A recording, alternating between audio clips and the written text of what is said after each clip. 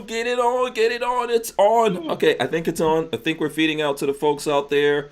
While I am waiting for confirmation of that, of course, I'm going to invite everyone to go to hankstrange.com, sign up for our email list, look around the site. We've got lots of different things going on. You can pick up patches on there. We do still have these patches for sale. And guess what? Right now, if you go buy the patches, Lola is going to throw in the new grenade sticker for you. That's the new die cut grenade sticker that's out there. So you buy a patch, you get a sticker.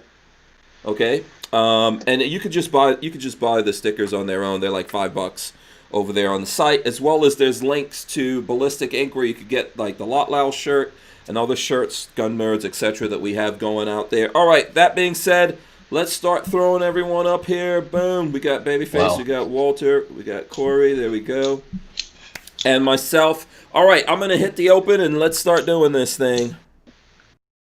Welcome back to the Hank Strange situation. Make sure you guys subscribe to the channel, smash the thumbs ups, ring the bell, Walter, ring the bell. That's right. We are live, and that's a real actual bell that you're hearing. We are live. Come on, let's see the jazz hands, people. Let's get those jazz hands going. There we go. We got Corey from Microtech joining us tonight. Big ups to Barnauls for sponsoring the show here. Big ups to them. Make sure you guys smash the thumbs ups, ring the bell, all that kind of good stuff. This is episode 689 of the Who Moved My Freedom podcast. It's Free for All Monday. As I said, we have Corey from Microtech joining us. We've got Walter from Safety Harbor Firearms, as well as BFP, Babyface P, in the house. Yes, you're going to see lots of knives. I'm just telling you right now. Some of us who initials starts with B, F, and P have gone overboard with Microtech. That's not a bad thing in your estimation, right, Corey? Yeah, that's not a bad thing. I mean, I'm not one who can speak. I have amassed quite a collection myself, and I probably should stop. Yeah, it's a problem because Microtech is my favorite maker, hands down. Well, Corey knows. I visited over the summer. Yeah, I'm still waiting to see the video. I'm still waiting on that stock footage. I think some B-roll footage from somebody. All right. Oh, you have to remind me. I'll do that tomorrow. Yes. Oh yeah. You'll send it tomorrow. I'm sure. Yeah.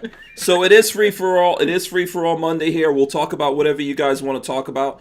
Obviously, it's been a crazy year. Let's put it that way. Been a crazy year. Crazy last few weeks. What was it? Like Thursday, Friday. The weekend's been insane with ATF stuff going on and all kinds of stuff. People getting smacked upside the head from SCOTUS, from this place, that place, Barr resigned. All kinds of stuff going on. Let us know if there's stuff you guys want to talk about. Free for All Mondays. We talk about whatever we want to, you want to. And sometimes we have special guests like Corey joining us on Free for All Mondays. So, I'm going to go around here. I'm going to start with Walter and then work my way around. Walter, how was your weekend? What did you get up to? Saturday we did a Toys for Tots, cool. I guess like a concert benefit thing. Mm-hmm. Military vehicle guys. There was a band called the Black Honkies playing. Yeah, they're a local group down there. Nice. They're a local group down here. They're very popular. Are they black guys? There's a mixture. Oh, okay. All right. Okay.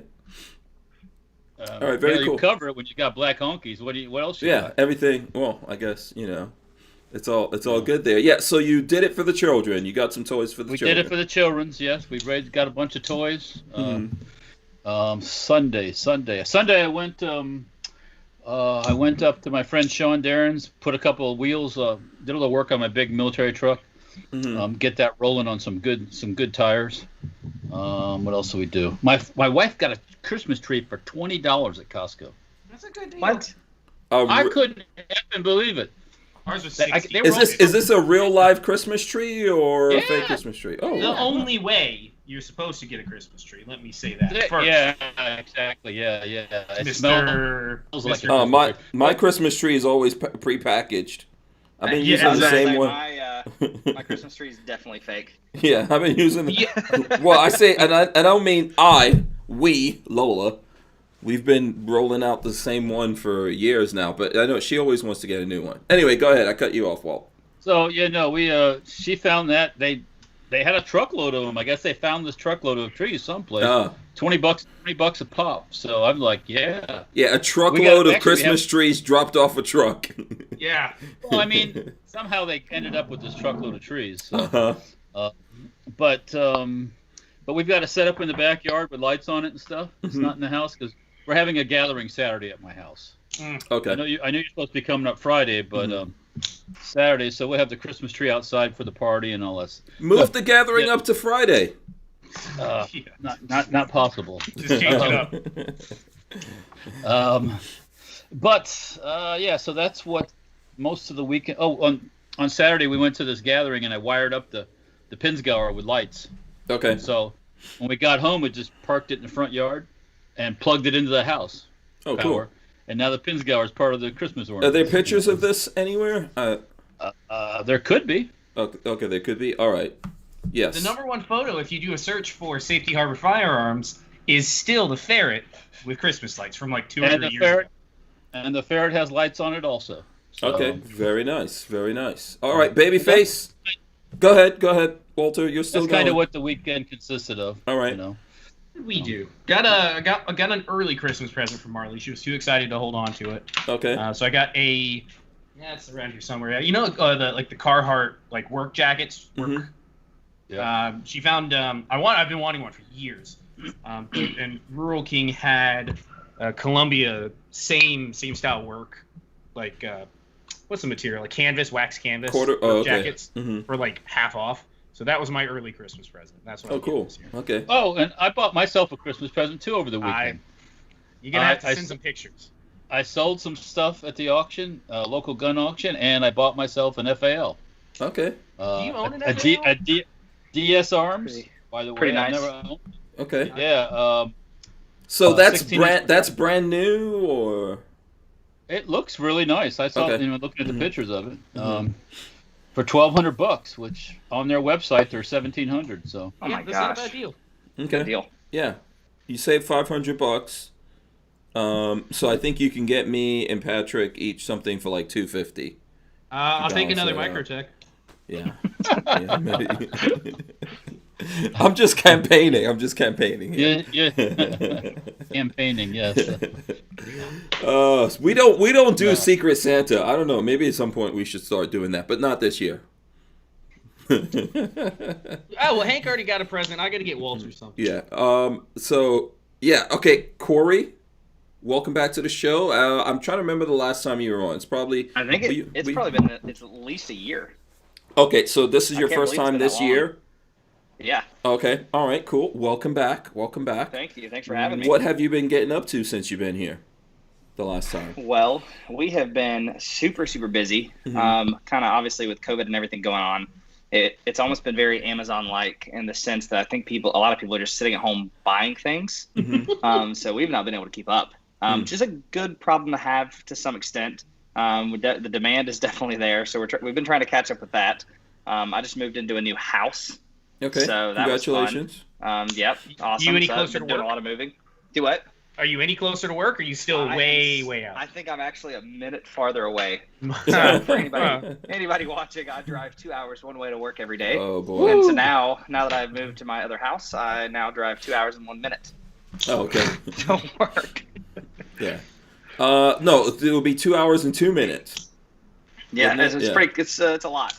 Yeah. Well, that's just one way. So Oh, Yeah, it's okay. 4 4 hours. hours 2 minutes. Oh, wow. Yeah, It's and a I long way. thought I have it bad. That's like me going to really- Tampa every day for work. You are a real Like man. knives. Yeah. You like driving. It's kind of I feel like I'm so busy. The driving is kind of as dumb as it might sound, my alone time a little bit. Yeah. And I can just I can podcast. I listen to a lot of podcasts. Listening to music, I like to sing in the car by myself, but it gets old after a while, or I'm hoarse. Yeah. So then I discovered podcasting, and I've been pretty obsessed with kind of listening to that stuff. I get why they're so popular. Absolutely. Hopefully you listen to the Who Moved My Freedom podcast. I do. You can at least lie. Just lie. You don't have to I just still pretend. cannot believe you guys do this every night. You guys, no, I don't do this every night. I don't do it every night. Yeah, hell Yeah. no. Yeah, we do it Monday to Friday most of the time. Like towards the end of the year like this, take a couple of nights off. I think I'm taking like at least one night off this week.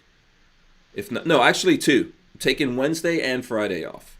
Friday I'm going to harass Walter to see what he got me for Christmas. And you said this was your 600. This is 89. 689 right here. So I guess you're starting to look towards episode 1000. Yeah. I don't think we're even getting to 700 this year, so I'm not sure if we're going to get to 700 this year or not. So You don't have enough days. no. Yeah, we're not going to get to 1,000 next year. It'll be the beginning of the year after. Yeah, probably somewhere early Oh, 2022. Maybe at the end of next year. Yeah, see, we're already planning. 680. Might have to do a couple double up nights Yeah. Yeah. just to get it. No, make it we'll work. hit it next year. There's only 300. We're about 320 away, so we'll definitely get it next year. Yeah. October. Awesome. Yeah, depends on what happens, man. Yeah. An apocalypse might befall us. Who knows? So, was anybody affected by when the YouTubes went down? No, I didn't even know. I didn't even realize it. I read about it. I didn't even realize it happened. I work for a Google company, so it was fun this morning. And I'm the East Coast guy. Yeah. So when I woke up, Yeah.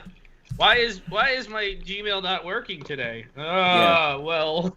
Yeah. That would explain. I was trying to watch listen to some reviews of Yep. some different products I'm looking at buying on YouTube this morning, and nothing was working. I was like, oh well.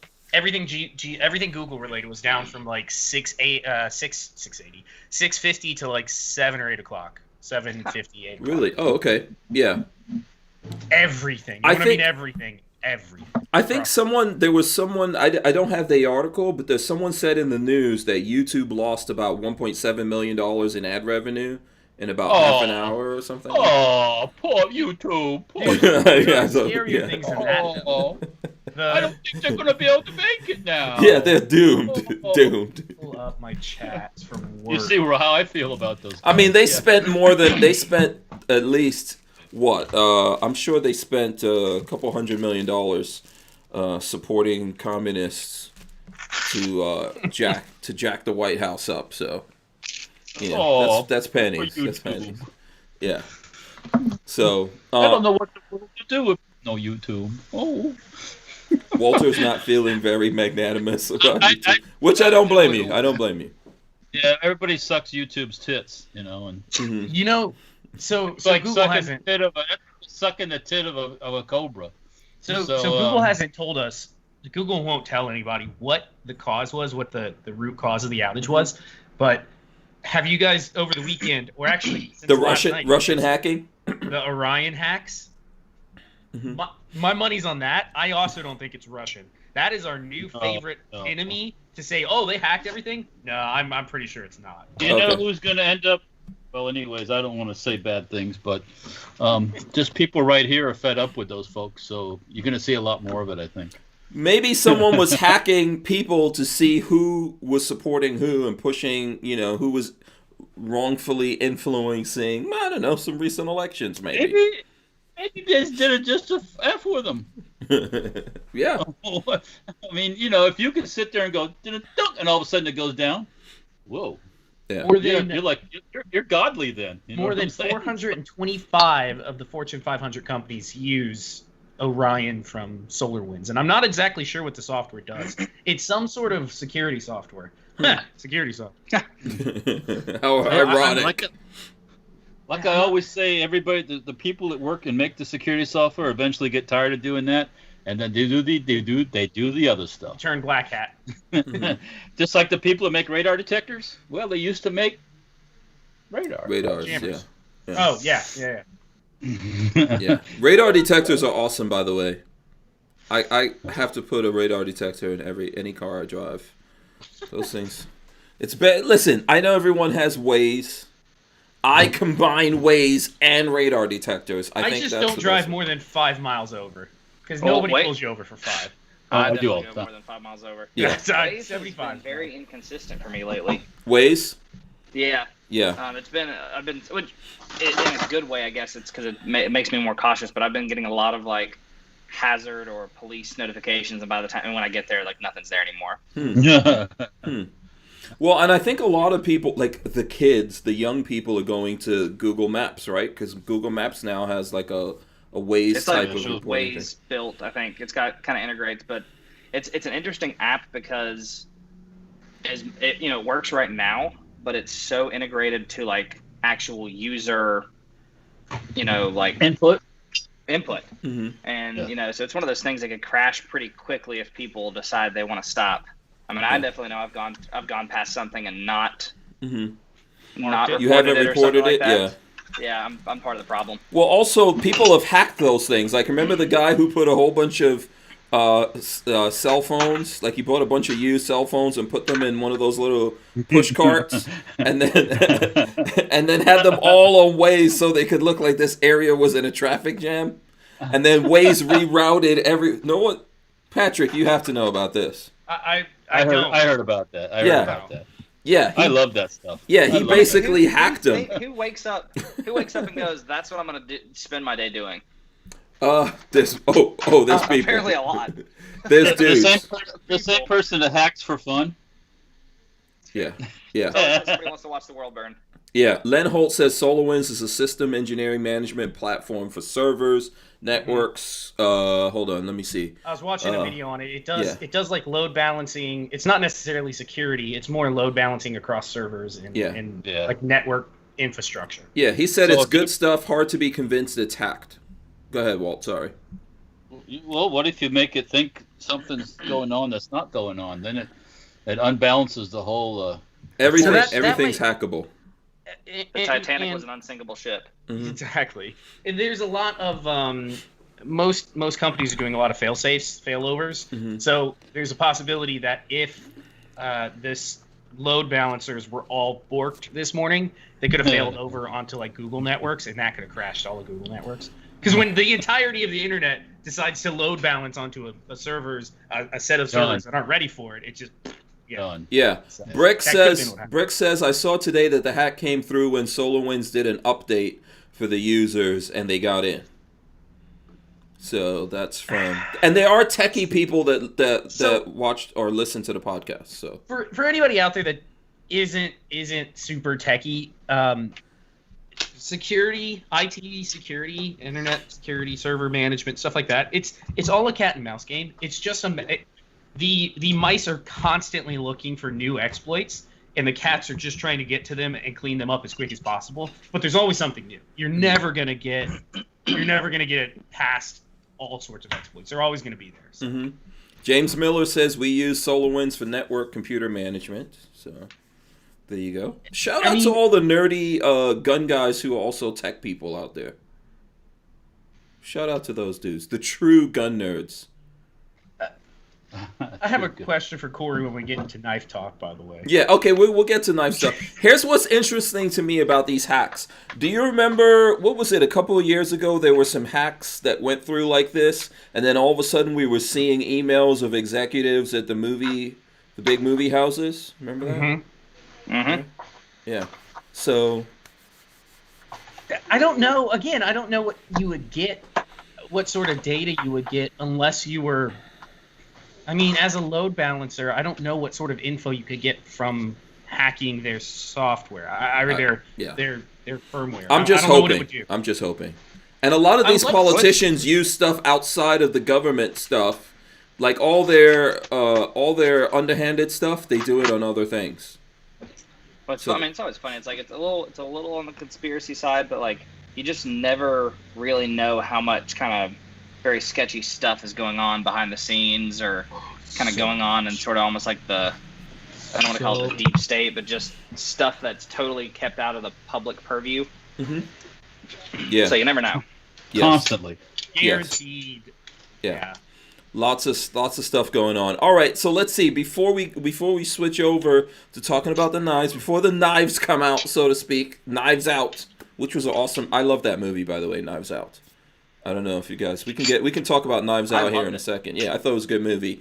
Let's see. Anything else you guys want to talk about? Smash the thumbs ups if you're out there. If you want to talk about something, now is your chance. Or we're gonna go into knife stuff, and we will get lost in a rabbit hole of Microtech knife awesomeness. Yeah. So let us know right now. I'm giving you 5, 4, 3. Okay, people still talking about the hacks. So, We'll come back to it. At some yes. point, sure. Okay, so Knives Out. Awesome movie. Who saw that movie? I did. Very good. Okay. Walter, Patrick, you didn't see? No. Didn't see Knives Out? Oh, okay. I'm also a huge Daniel Craig fan, so Yeah, Daniel Craig was in there. But there were lots of people in there. The guy who plays Captain Chris America Evans. was in there. Yep, Yeah. he was in there. Yeah. There was a pretty stacked cast in that movie. Yeah. You know what? So this is gonna mess up for a lot of people. But this movie is old, so whatever. I'm not doing any spoiler alerts here. But I actually have the secret of how you can tell in any murder mystery who did it. I actually have the secret, and I told Lola about this. She doesn't believe me, but it's very, very simple.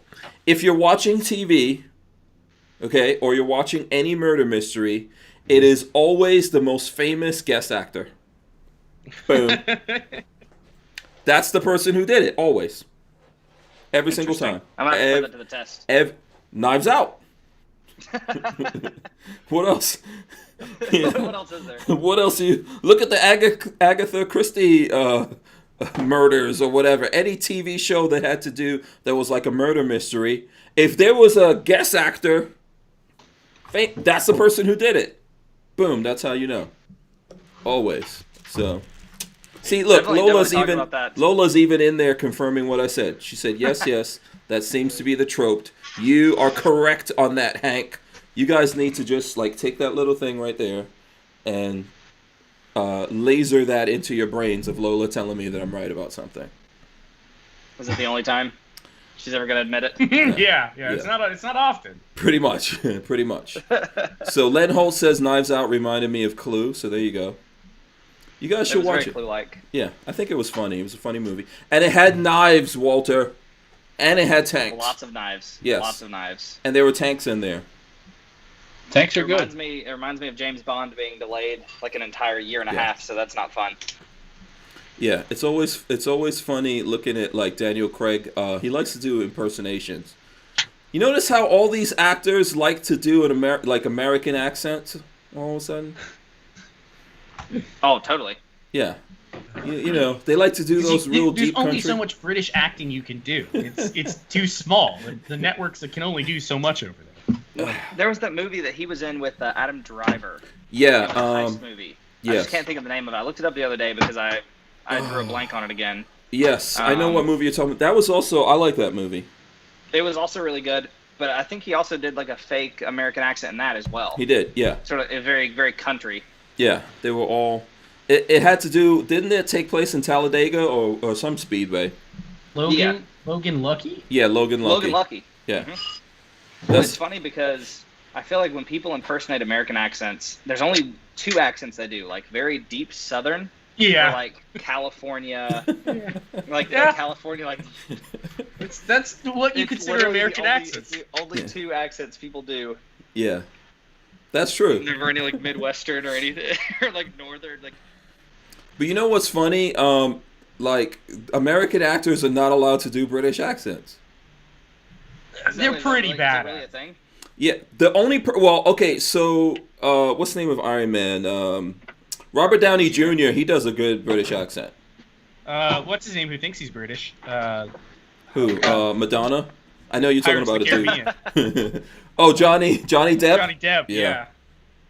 He actually does a pretty good one. Yeah, he does. He does. I'm gonna disappear for 2 minutes. I do a pretty good Australian accent because I lived with Australians for a couple years when I was playing tennis. Okay. Traveling for that. Hit us with your Australian accent. Right. Can we hear it? It depends. What do you guys want me to say? Not anything that's not throw another shrimp on the Barbie. I'm going to tell you that I visited Melbourne, but I live in Queensland. Melbourne? So anytime we go to amusement parks, anything like that, typically me and my sister's really good at accents. So we'll sit there in the lines and talk and kind of act a little bit and pretend we're from somewhere we're not. That's good. It's not bad. Some Australians can pick it up, some can't. Yeah, that's not. Fooled a couple. So how? Okay, can you bend that to the New Zealand accent? Because that's one of my favorites. New Zealand accents they're a little more like, so in Hollywood, the Australian accent's very like Crocodile Dundee. Mm-hmm. So you get like the super thick, like Steve Owen, you know, crocodile's like 5 feet long. Yeah. That's sort of more like the New Zealand. Yeah. And I always tell people like the British accent, like if you can do a British accent, it's basically like the country. Australian's like the country version of British, like British speaking. Yeah. There's a couple of different British accents also. There's I'm a sure lot people of in the comments like, please get them to stop making accents. They're awful. There's a ghetto. Typically, what people hear is a ghetto kind of London ghetto accent, kind of. You know, that's what people. It's a cool accent. Yeah. What's the like low class London accent? That's Cockney. There's like a name From like, Cockney. Cockney. That's it. Cockney. Mm-hmm. Yeah. put all their T's together. It's like little. Yeah, like one of my nephews was over. This is the quickest, because if I'm hanging out with some of my family members from England or just people, I could go back to a British accent. I actually had one when I came to live in America. So Really? Yeah. I used to live in England a long time ago. I did not know that. Yep. There's a lot of amazing things about me you don't know, Corey. In time. Give me time. Anyway, I'm just messing around. But anyway, so one of my cousins came to visit me, and her son was just cracking me up. So I kept imitating him, and he would go, "Mommy, can I have a glass of water?" What? Yeah, and that just annoyed the living daylights out of him. It's like, "Can I have a glass of water?" There was like an Instagram reel. I sent it to literally all my friends. I sent it to my girlfriend and a couple people. Mm-hmm. And it's this little kid who is, I guess in this time of year, him and his dad are having an argument about him being on the naughty list. And just being like a 7 or 8 year old with like a very thick British accent. And he says he's going to punch Santa's beard off. It's freaking awesome. Because he's on the naughty list. Yeah. I actually like looking at like British movies for that reason. I like that accent. Especially with the ladies with the British accent. Yes. It's one of my Accents. kryptonites. Boom, right there. You know, so. Accents do something. Yeah. That's why the British are taking over America, damn it. Even a nice southern drawl will do it for me sometimes. Oh, true. That's true. That is one of the best accents in the world. Like, who doesn't like, you know, like, I mean, we're all dudes here, so that's why we're coming from this point of view. But who doesn't like a nice southern drawl I love it. on a lady? It makes me think of hospitality, some sweet tea. Yeah, how can you get mad? Yeah. It's funny because, like, at least in North Carolina, most people wouldn't really consider me to have much of an accent. If they get excited, it comes out. But when we travel to different parts of the U.S. or like when we go to like Germany or something for shows, it's really, really weird because what we do to people with different accents over here, we're like, oh, say something, do that. It's exactly the same in other countries. People are like, oh, you're Southern, say something. Like you're American, say like. Yeah. So it's so funny going over there and like you're the one that they want to like. They just want you to keep talking and. Yeah, it's funny how as human beings the grass is always greener. That's exactly right. Always the other thing is, and this is what's happening in Hollywood right now, and in a way it's really frustrating, but you know, I get it too. All the actors here in America are not American. They're all either from Australia or England. Mm-hmm. Oh yeah.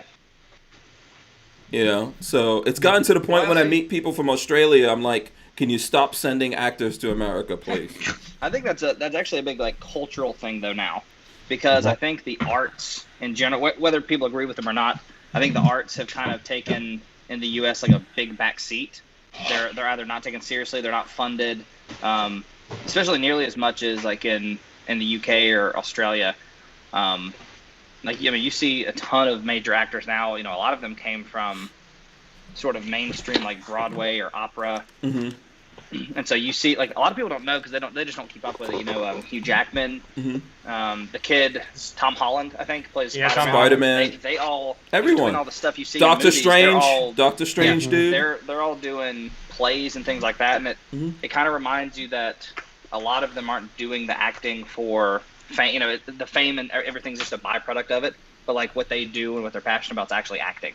So they are acting every chance they get. You know, whether it's a play or or anything like that. Well, I mean, I think so. My older son is an actor, and he's going to school, and I think there's lots of talent in America, and lots of young kids that are interested in this and doing all the stuff like he does. He does plays and stuff like that, and he does movies at his school, but he also does what's it called? Improv. He does improv and stuff like that. So, and I think there's a lot of American talent, and even I was telling him, you might have to go to England or something. I think a lot of the American actors are going over there because they're more appreciated because they're exotic, and I think a lot of the British and Australian actors are coming here because Hollywood is like, ooh, you're so awesome because you're not American, kind of thing. No. Taxes are better here. Well, that's why they want to. That's why they want to come here. Let's be real. Come on, let's be real. Come on. That's true. For sure, yeah, they're not getting they're not getting taxed like 75% or whatever. Why do the New Yorkers move to Florida? Yeah, because there's no state tax. That's what. That's exactly correct. I could tell you, driving like this morning, I drove out to Jacksonville. Driving there and driving back, I saw a lot of New York plates. I was like, man, I've never seen this many New York plates in Florida. It was interesting. We don't have the crazy. Oh, I got cookies. Look at that. Yeah, and I know we're right now on snowbirds, right? Snowbirds are coming into Florida right now. Yeah. Soon, if not. Well, they're all escaping New York to try to get away from COVID. So yeah, from the lockdowns. Normal snowbird season starts in October. Mm-hmm. Yeah, but I'm seeing a lot of New York plates around. A lot of New York plates. A lot of people are starting to move out of a lot of kind of, very certain demographic areas. Mm-hmm. You've seen a lot of companies leave California. Mm-hmm.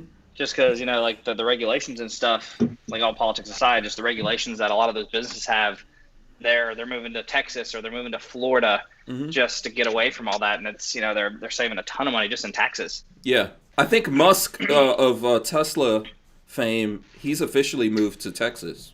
Mm-hmm. He's in Texas. He's living in Texas right now. Yeah, I think Ben Shapiro, he moved his entire company to Florida. Yeah, he's down in South Florida somewhere. Yeah, he just moved like a month ago. Okay, interesting. Yeah, interesting all the moves. I hope that, and we say this all the time here on the show, hopefully those people understand why they left wherever they left and don't come to Florida and start voting for the same damn people. Yeah, don't bring your crazy, goofy-ass political ways with you. Yeah. Mm-hmm. Yeah. We can dream. Yeah, we can only hope. Is that happening? You're in North Carolina, right? It is. North Carolina was very, very, very close. Mm-hmm. And it over the last probably 3 elections, I've seen it turn from, I would say, predominantly red to very, very purple. Yeah, you guys let us down, man. Shame on It's North almost Carolina. 50-50 right now. Yeah. I definitely thought North Carolina was going to be blue on election night, kind of just watching the way things were going. So that North Carolina has definitely changed a lot. Yeah, there's weird things happening. I mean, I think some of it's like Georgia, right? What happened in Georgia? What's going on over there? How come there's a Republican governor? He can't lock things down. Well, What's going on? It's the way that their particular election. Every state technically is a little bit different, but they have to win. Whoever's going to win has to win 50% of the vote. Mm-hmm. At least 50% of the vote. Mm-hmm.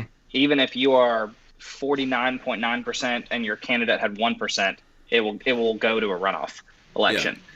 Yeah. So that one's going to be interesting to see. That one's going to be very important. Yeah, it's gonna be interesting to see that. Kermit Loves Bacon says North Carolina is turning blue. So the last time Walter, and I think we spoke about this before, last time Walter and I went to the SEMA show in Vegas, which is a car show thing, and there were some guys from North Carolina there who were doing some mini bike stuff, and I made the mistake of mentioning guns to these guys. Okay. And I got shunned out of that. I had to go stand outside because I brought up guns. You came on a little strong with the guns. Okay. Me? I don't think so. Yeah. You have to remember about the mini. Well, they're not. That was just a meeting in person. But if you start adding mini bikes, if they added guns to their mini bikes on YouTube, what would happen to them? They would be awesome. Yeah, everybody would love them. They would be shadow banned and everything else, right? I would buy mini bikes with machine guns. But they would be shadow banned, and if you get shadow banned, that's your money on YouTube. Can't make money. That's right. Okay, so you keep that. One of the guys was into guns. Oh, The other guy was not into guns, and I made the mistake of mentioning guns in front of the not into guns guys. And when he gave me a ugly face, I said, "Shame on you! I'm going to report you to the rest of the people in North Carolina for you not being into guns." How is that strong? Was that too much? That's cars and cameras he's talking about. Look how fast when they put a video out. Look at their views in an hour. I used to be like almost like, especially with the gun stuff and everything. I used to be like, I would say very, very closeted with all of it. Mm-hmm. Because people have their own beliefs, which is totally fine with me. And you don't want to kind of put yourself or them in weird situations where sort of like that, because I've kind of been in that before. But I've kind of gotten to the point where, if somebody disagrees with me, I take a more like educational approach to it. And the COVID stuff's actually helped quite a bit, because you've had obviously, record number of gun sales, and you've had tons of people who I would argue previously would have been what you would call very like anti-gun, who've kind of started realizing that they want to take personal protection in their own hands. So I think that's helped a lot with education, but that's kind of always been my biggest kind of thing, because it tends to change more minds than me just trying to tell them they're wrong.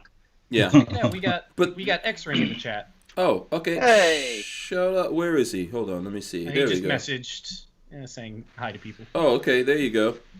Shout out to X-Ring out there. I think he's on the road traveling. Let me get this in. So LV Louis Cypher says, "Come on, let's get some action on this. YouTube banning gun channels." Who got banned now?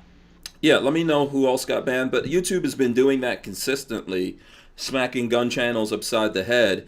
And the connection I want to make to us talking about these mini bike guys or whatever, let me tell you something. Everyone thinks that it's just they're always going to pick the bad guys, and the bad guys might be us, the gun guys, right now.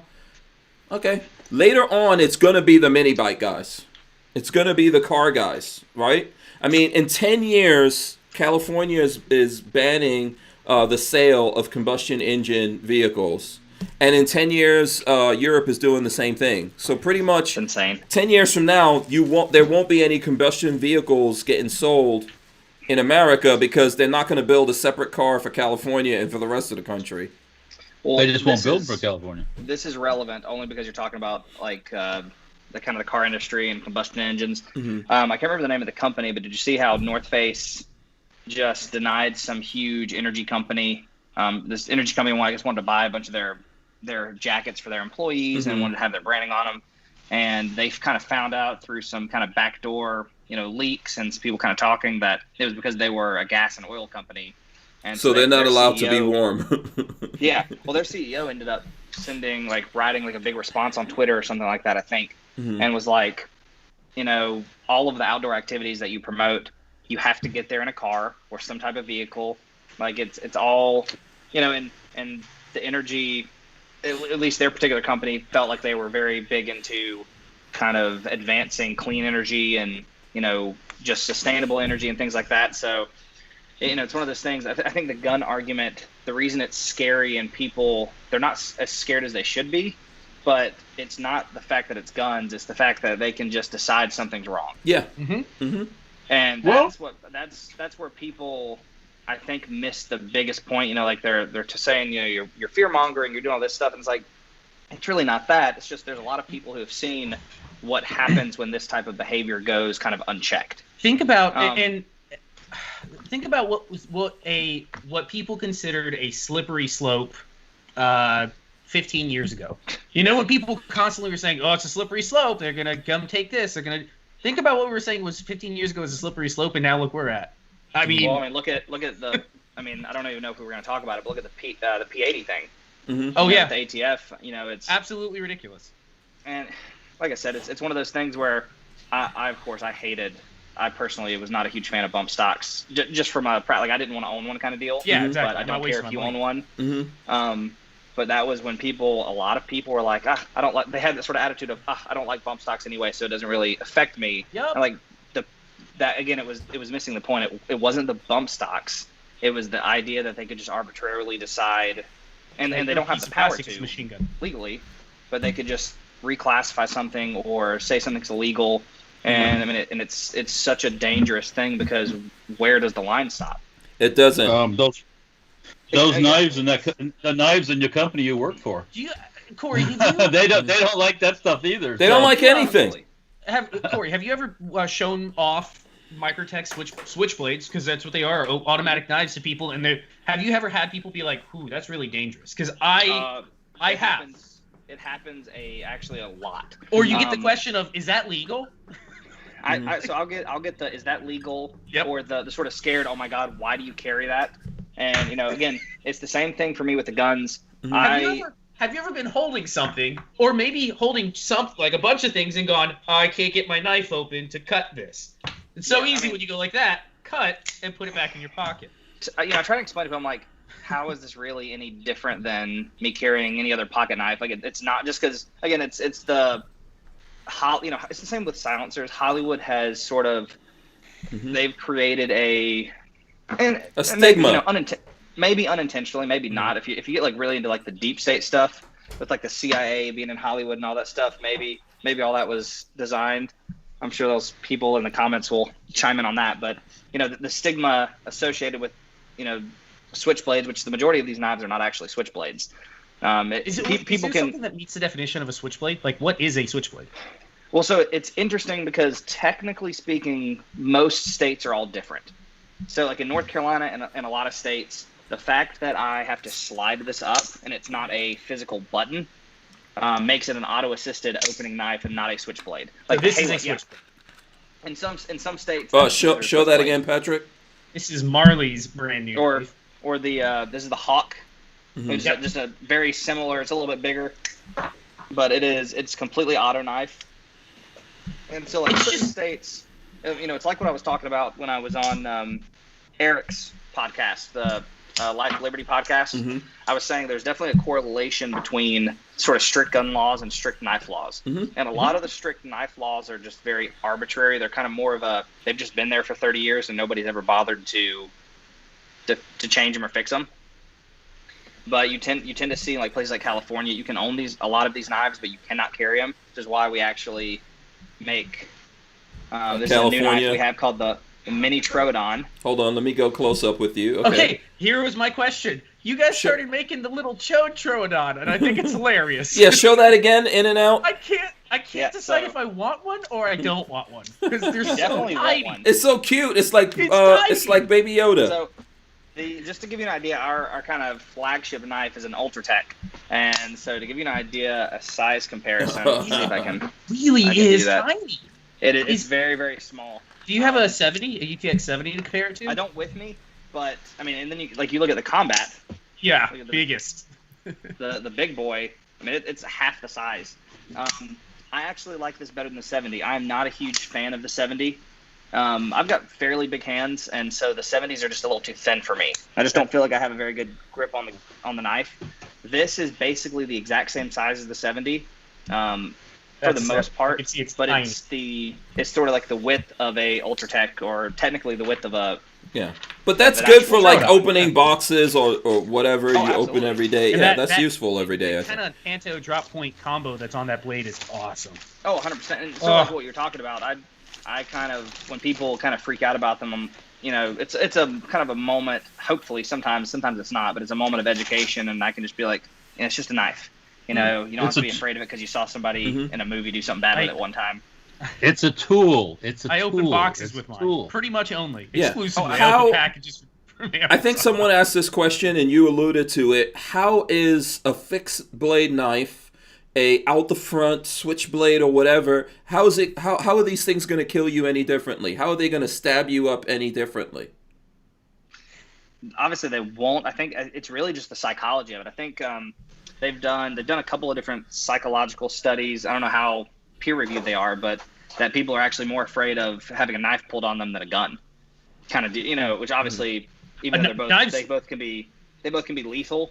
Knives scare the shit out. The gun is going to be technically more lethal in a majority of kind of situations, depending on the outside factors. Yeah. But people are they create the psychological fear. Knives, like being held up at knife point, Sounds to me terrifying. feels worse than gunpoint. Because but I don't know, there's something about Not the if I have a gun, but yes, I understand what you're saying. You can run away from somebody with a knife.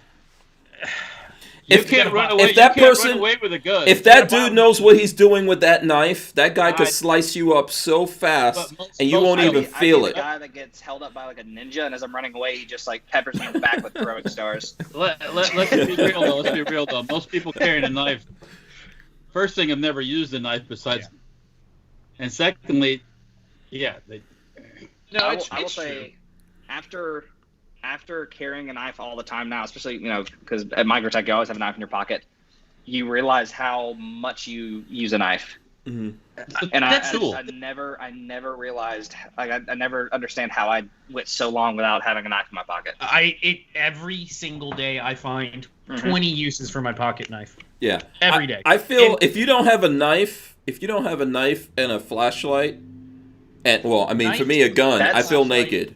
That is the other thing, a flashlight. When I started carrying, just for the size of the tiny little streamlight that I think they only make it in that Coyote. Like this is mine right color. here. I carry this little O-light. Yeah, I mean, when I started carrying a light, I started realizing how freaking often I used a light.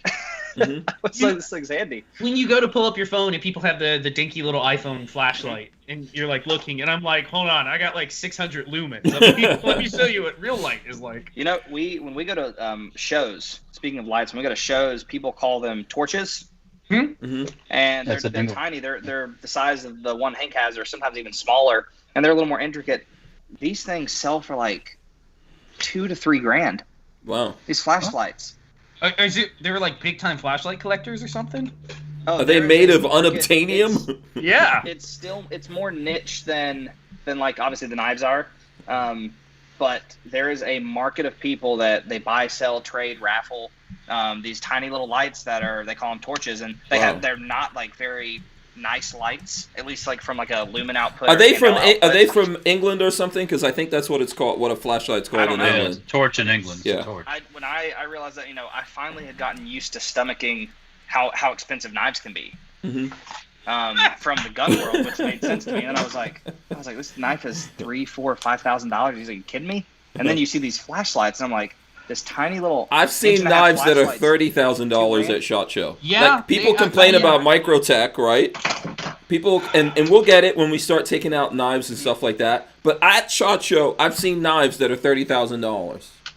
Oh, 100%. The most expensive knife that I know that we've ever made was right at about 20. Oh. Jesus, who owns it right now? Do you know? Is it like celebrity owned? The boss. No, there are people who have collections that are in the millions of dollars of our knives. You'll see them because I don't know if you guys are on like the Facebook forums. Every once in a while, you'll get like some people who sort of do like a show off your collection post, and you're talking like Mr. and Mrs. Smith gun rooms, but knives. I believe it. What, Corey, what's your collection number again? Oh, I've probably got. No. You collect a serial number. I get 24s. 24. Who carries 003? Or was it 003? So there was there was one that popped up on Facebook that was a 003, and it was like carried by the man himself. The owners, they always basically get, and it's changed over the years, but basically they'll kind of pick different numbers. So at different times they've had 3, they've had number 1s, they've had 7s. Yeah. For 007. So I like changes. 4. 4 is my favorite number. Number 4. That's my second one. Just if I can't ever get 24. Some of our custom knives that we have because we usually do those in much more limited runs. If we don't go up to 24, I'll try and get 4. Mm-hmm. I've collected quite a few over 2 years. Yeah. 4s. Let me tell my girlfriend. Let me ask you this before we move on to the knife stuff. Does Microtech do flashlights? At the moment, we do not. Okay. You never. I'll be honest. Like it's one of those. We don't have anything planned, but you never know. I'll come in some days and they're making stuff that I never would have thought. They're playing around with stuff, and it's kind of fun to see all that stuff. We play around with a lot of different things, which kind of we'll talk about it at some point, but it's kind of partially a little bit how the suppressor came about. Yeah, X-Ring just did a laugh out loud on that one. Crump just posted in the Yeah. Because I gave you $2, by the way. Yeah, Crump said, hit me up tomorrow. I got big info. Uh-oh. I spilled the beans. You can let us know right now. X-Ring says this is going to be good. Shout out to Ray, by the way. Okay, so no flashlights yet. No flashlights, but maybe coming. Maybe coming soon, right? Flashlights. You never know. Yeah. You never know. I like to keep people on their toes. I think there's room in some. No, there's not really room for flashlights. Gosh, I really want. Yeah. It's a different type of flashlight, but I finally started getting to like the rifle mounted flashlights and stuff, and my goodness, that's one of those where you jump in. It's like 2011s. You jump in and it's a little overwhelming at first because you don't know who makes the best one. There's so many features. I really want that new cloud defense rain. You got to have some money. So you got to have some money. $300. Let's do this one here as we jump into the knife things. By the way, please smash the thumbs ups. Help us out here. We're about to get into some really cool Microtech knives right now. So John Doe says Microtech, I think he wants to say does guns too. Good luck finding though. So you did guns. And I We said, did guns. guess who has one? Yes. We did guns. We know a guy who's got while one. back. Yeah. And basically it was a bullpup style firearm. But we no longer have not made those for a Yay, very, very long bullpups. time. Microtech needs to do bullpups again. Come on. You'll have to talk to Ray about that one. Yeah. Ray, sir. Please. For all the little children. That's a lot more involved than making it. It's funny because Yeah, it's Walter, very show similar that to again. knives. Show that again, Walt. And then, yeah, go ahead. Well, it's very similar to the knives. Like when obviously, Patrick's seen it, how much actually goes into making one of our knives from start to finish. Mm-hmm. And awesome.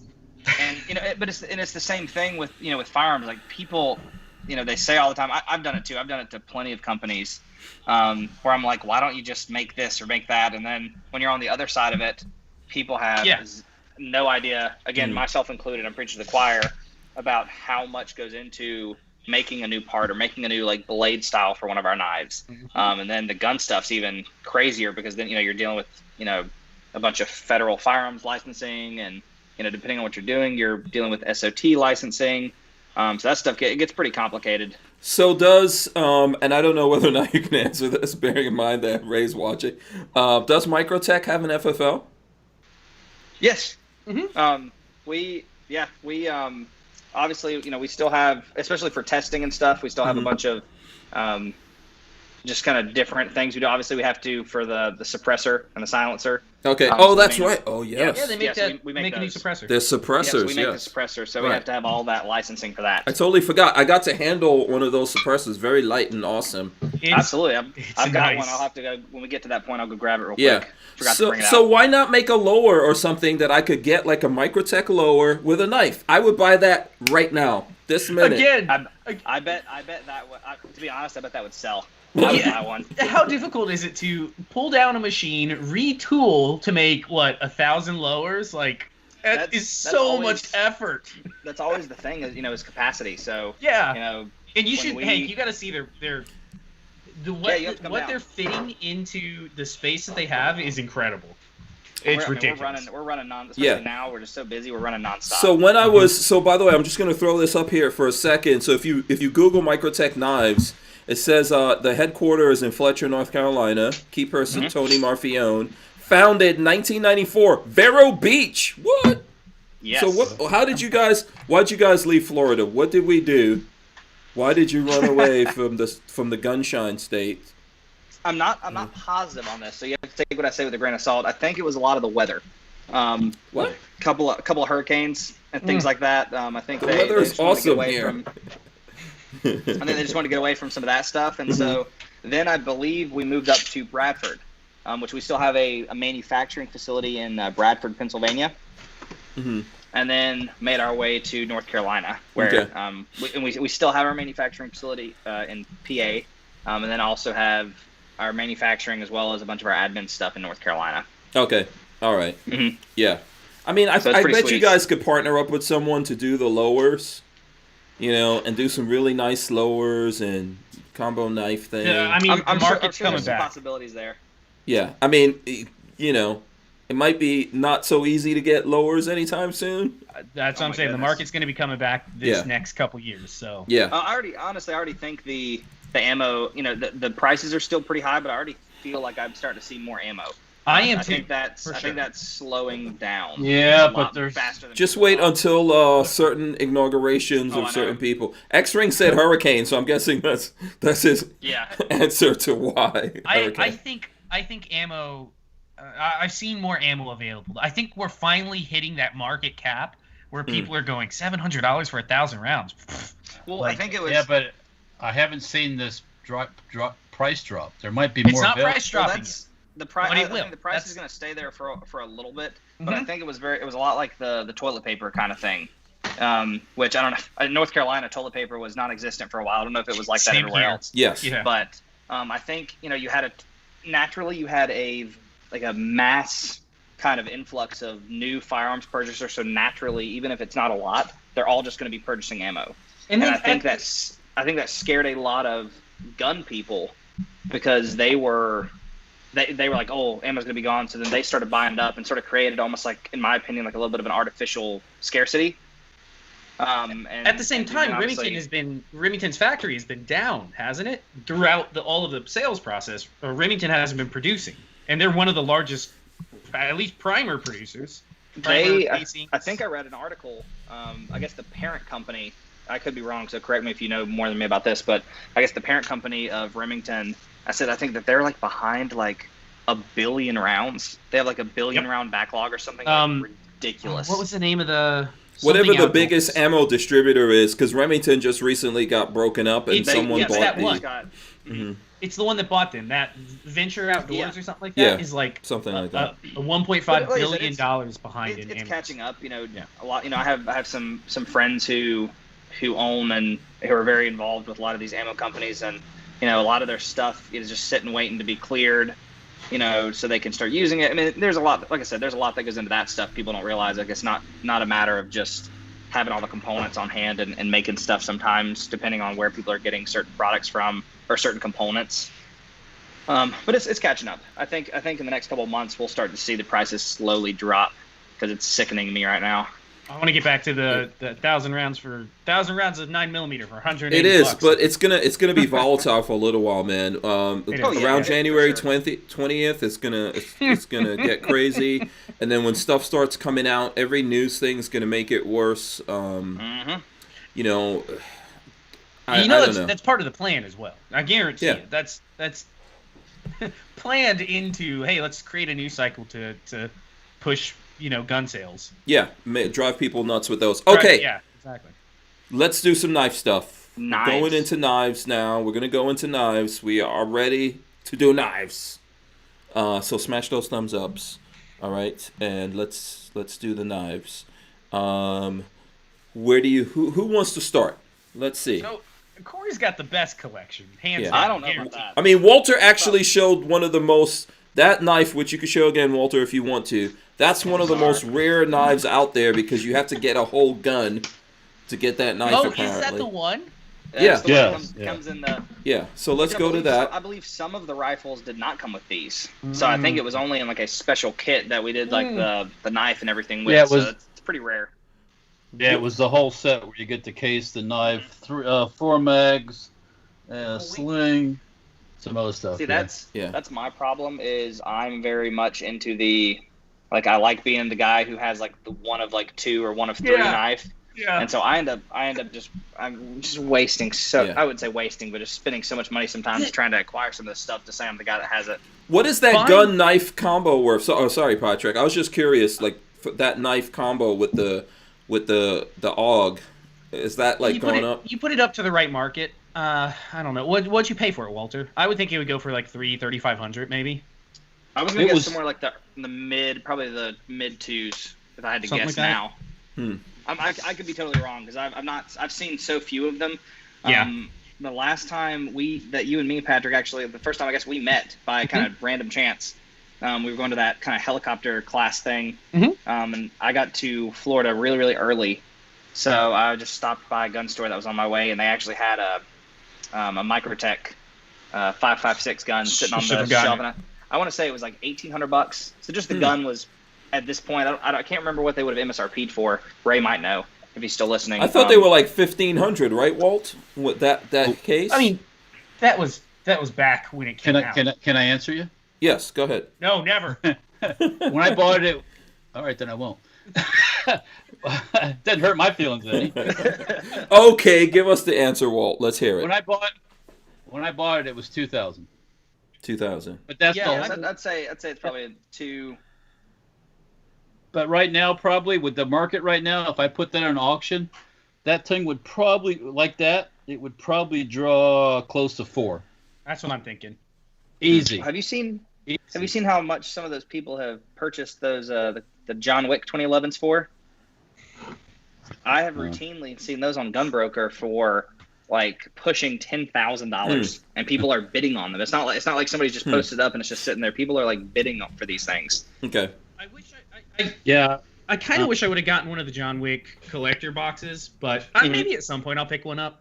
It's just cool to have with the coins, the pencil, and the 2 blades. Oh yeah. Is that what you're saying is going for 10 grand? 2011 just the pistol. gun, just the 2011, just the handgun that he used in that third movie. Oh. Because there weren't a ton of them made, and they've been discontinued. They're not making anymore. So it's kind of just it's like the machine guns, supply and demand, and now people pay a lot of money for it. Yeah. I mean, and that one that Walter has is the gun, the case, and the knife, and then it's got paperwork, Walt? No, nothing. Okay.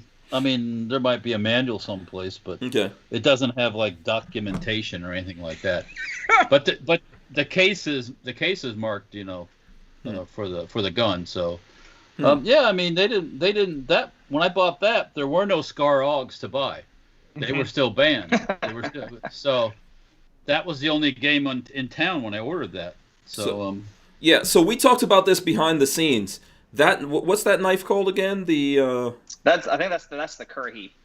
Okay. Yeah, it is. Yeah. So every now and then you guys reissue this knife on its own. Still, we probably do it's pretty rare. Okay. We do a couple of runs a year, but typically we'll do a few runs of black tan and OD green Currys. Yeah. My personal favorite, aesthetically, is the Tonto version of that. It looks really good. Okay. I'm a sucker for if you do the Tonto version in green, I would really like to buy that so that I could put that with my Steyr. See, the only problem with having this knife is you can't use it. That's true. Because you don't want to mess it up. Yeah, well, it says MSR on the side or whatever. No. Why is that a problem? I mean, I'm not planning on getting rid of anything, but it's and I love knives like this with big, thick blades. You can use this knife. Yeah. Mm-hmm. I mean, this is a sticker. That's one of those things that definitely could be used as a pry bar. Is this the? Did you find the thing? That's the green Tonto Curry. Okay, hold on. Let me. And by the way, if you guys are looking, there is a website here for Microtech. If you guys want to go look up stuff, there is a Microtech website. Let me see it's called the Curry. I hate to say it, but your better bet instead of going to Microtech's website is to go to like PVK or some Blade dealers, Blade HQ. Yeah, that Curry looks good. That's a nice. I want to say Curry. It's now because of the name. I also now want it extra because it sounds like curry. So I answered whatever. Yeah, but no, that's awesome. I know what you're talking about. So yeah, no. That's awesome. I would actually like to get one of those to go with my. Yeah, I'll let you know next time we do another run. Then I'll go fake a whole case, and then the next time Walter tries to show me his, I'm gonna go. Guess what, Walter? Before you got yours, you don't know this. I got one. Here we go. Here's the case. I'll try to brag a little bit. Sure. X-Ring says Curry and Crosshair. Okay, so there we go. Walter has that. I think Walter lost his Microtech that he had. That's the saddest of stories. Yeah, that's the second one. That's the second one. I have yet to lose one, but I'm dreading the day. I will. Yeah. I try I to will keep try. them all in one place, and I carry one pretty much predominantly right now, just so I don't have a bunch of knives kind of sitting around that I'll misplace or knock under something, because it'll eventually happen, I'm sure. Yeah. But we'll go. Go ahead, Walt. No, I was going to say, but I carried it every day, and it got no quarter, meaning got no special treatment. Yeah. So boxes, it's been in the washing machine, it's been in the dryer. That's the thing But, about Microtechs to me is they're expensive, but they're made to work. They're not made to be looked at. Yeah, it's too bad you guys don't register them like Rolex used to. Yeah. You know, there used to be like a registry. If someone shows up with your knife, you're like, hey, I'm getting my knife that's back. mine. Yeah, I'm getting it back. Whoever found it, I hope they enjoy it properly. Yeah. So here's the thing. Here's the next best thing to do. I'm going to show the next knife, and then we'll go to someone. Here's how you prevent your knife getting. Well, I don't know. Maybe this is how I get it stolen. That's pretty baller. Yeah. So if you put your logo all over it, and I don't know, let me see if we can get that to look better. Basically, that is the Hank Strange logo on this, all up and down this thing here. So. It's pretty sick. Yeah. So, PVK. What size is that? That's an 85 or an Ultratech? This is a UTX Looks like an 85. Yeah. Yeah. Okay. Yeah. I can't tell just from looking, Babyface, with your awesomeness. I have them all sitting in front of me, so I can tell. So, okay, who wants to go next? Who wants to go next here? Let's see. Who's gonna throw up the next? I know Corby has some cool, awesome stuff. Yeah, Corey, Only you got because- anything cool and rare? Let's see what you got. Yeah. I don't know if I have anything super rare, but I got some pretty cool stuff. So, and you might end up making me get some of my knives out of my collection. Yeah. Only because you showed a sort of a coated knife. So we did them in super limited numbers, but we recently did. Okay. Make sure you can see it. Some Camo, Cerakoted camo patterns. Yeah. So we did urban camo. I think just your standard kind of desert camo, and then the sort of the forest green. Yeah. Hold it up like not so close, and that way we'll get a better look. There you go. Corey? Do you mind reminding us who did you guys just bring on to do your Cerakote? He knows Hank. So doing all of this type of Cerakote is Wayne Hammer. I believe Hank. He said he knew you. Oh, okay. Yeah. So he basically he was kind of known for he did a lot of like custom Glock stuff. He was, I think, probably more so. I don't know what he was known. Is that the guy that was doing stuff for KD, Kevin Dixie? I think so. Yeah. That's it. He does a bunch of stippling. Okay. Or did. Yeah, he did. He was very, very good at that. And he did the original red run of KD's guns. Well, he was one of those guys who, when kind of the stippling kind of stuff started getting really big, he was one of the few guys who was blending sort of like the functionality with the like, holy crap, that looks really clean, looks really cool. So he was one of those guys that really, was very big into that. Yeah, show us that knife again. So that one that you're holding there is called the what? This is actually the Ultratech. It's a double-edged Ultratech. Double-edged. But we did a custom Cerakoted pattern that Wayne did, because the other thing that he was really well known for was kind of crazy custom Cerakoting on firearms. And is the claw in that camo pattern? No, it is actually the cool thing about this to me. But I see all our knives all the time, is that this one's actually completely sterile. Yeah, I like the sterile. So as you can see right there, there's no copper marking or lasering whatsoever. Copper's the same thing. They sterilize the copper ones. Oh, okay. So this one's really, really cool. Hmm. Is that considered a signature series? This is actually. Yeah. This is probably the only signature series knife that we do where there's not something, I don't want to say special, but there's not some unique material that we're kind of using that's not on the normal stuff. So kind of because you brought that up, we have a couple of other signature series knives. So this is so you're pulling out is that the Ultratech? Copper Ultratech, yep. Yeah. This is my dirt knife. Copper Troodon. So you can kind of see basically the top scale is actually copper, and you can, whenever you hold one of these compared to our other knives, heavy. You can feel the difference. It's very, very dense, but there's something about copper that makes these knives fire so smooth. I don't know what it is. Well, it has lubricity. Yep. Every single one of these. What was that word, Walt? Walt? Super smooth. Lubricity. And what does that mean? Little lubricious. Yeah. It has. There's the copper. Like- The copper is naturally slippery to other. Oh, then- okay. The nice thing about the copper is, for me, I have like oily hands and whatnot. It will change colors throughout Yes. the day as I grip it and hold it. have Yeah, acidic. Yeah. Hands, not oil. I have acidic hands. Yes. With you, Patrick, that thing's gonna be green by It next year. turns- Patrick is a ruster. I am a ruster. And obviously with the popularity now of the Mandalorian, you cannot Oh, those. you Jesus. cannot leave out basically the BH knife, we call it, or the bounty hunter. It's a combat Troodon, right? So it may or may not mimic Mandalorian armor. Looks Well, pretty cool. definitely has Boba like a- Fett, right? Has a It's- very Boba Fett yeah. theme to it. Mhm. Yep. Got your. Did you, you guys can see that. Got the. Okay, so you guys Mando had to logo. get some sort of licensing for that? I don't know. Okay. Maybe we did. Maybe Well, we Oh, as long okay. as you don't name it, put the did. stuff on Believe it. it or not, there's a lot of people don't realize there's a lot of. Obviously, we follow all the laws, but a lot of times people don't realize a lot of those images and things like that do not get trademark or. Yeah. Or Baby Yoda is not trademarked. yeah. Is he really? Yeah. not? They, Probably not They even want you- Grogu or whatever nonsense they want they to call it. want you. They want you to spread the gospel. Yeah. That they Oh, want yeah, you to it's- share it. They want you to. That way, it's everywhere. People, I don't think people realize how big over the past like 10 years Disney has gotten.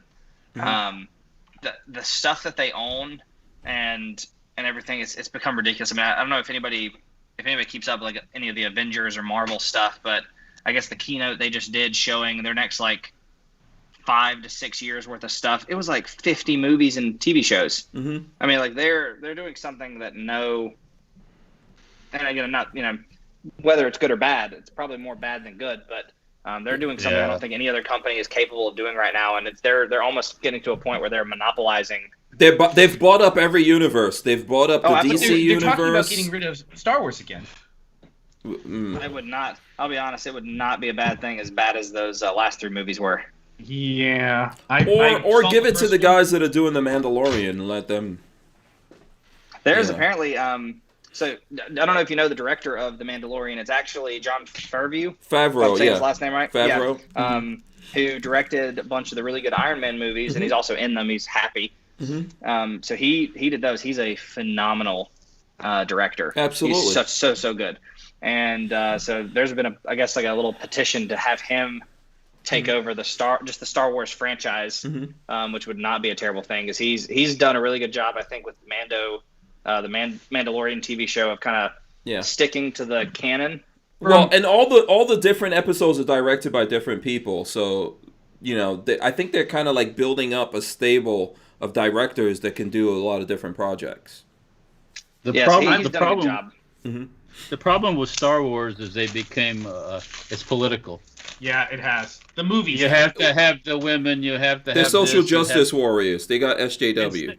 Instead of staying focused on the with the characters, Yeah. they gotta include. They gotta be all inclusive. They went It's super not so- woke. Super woke. I was just about to say they went woke, and then Yeah. what follows that?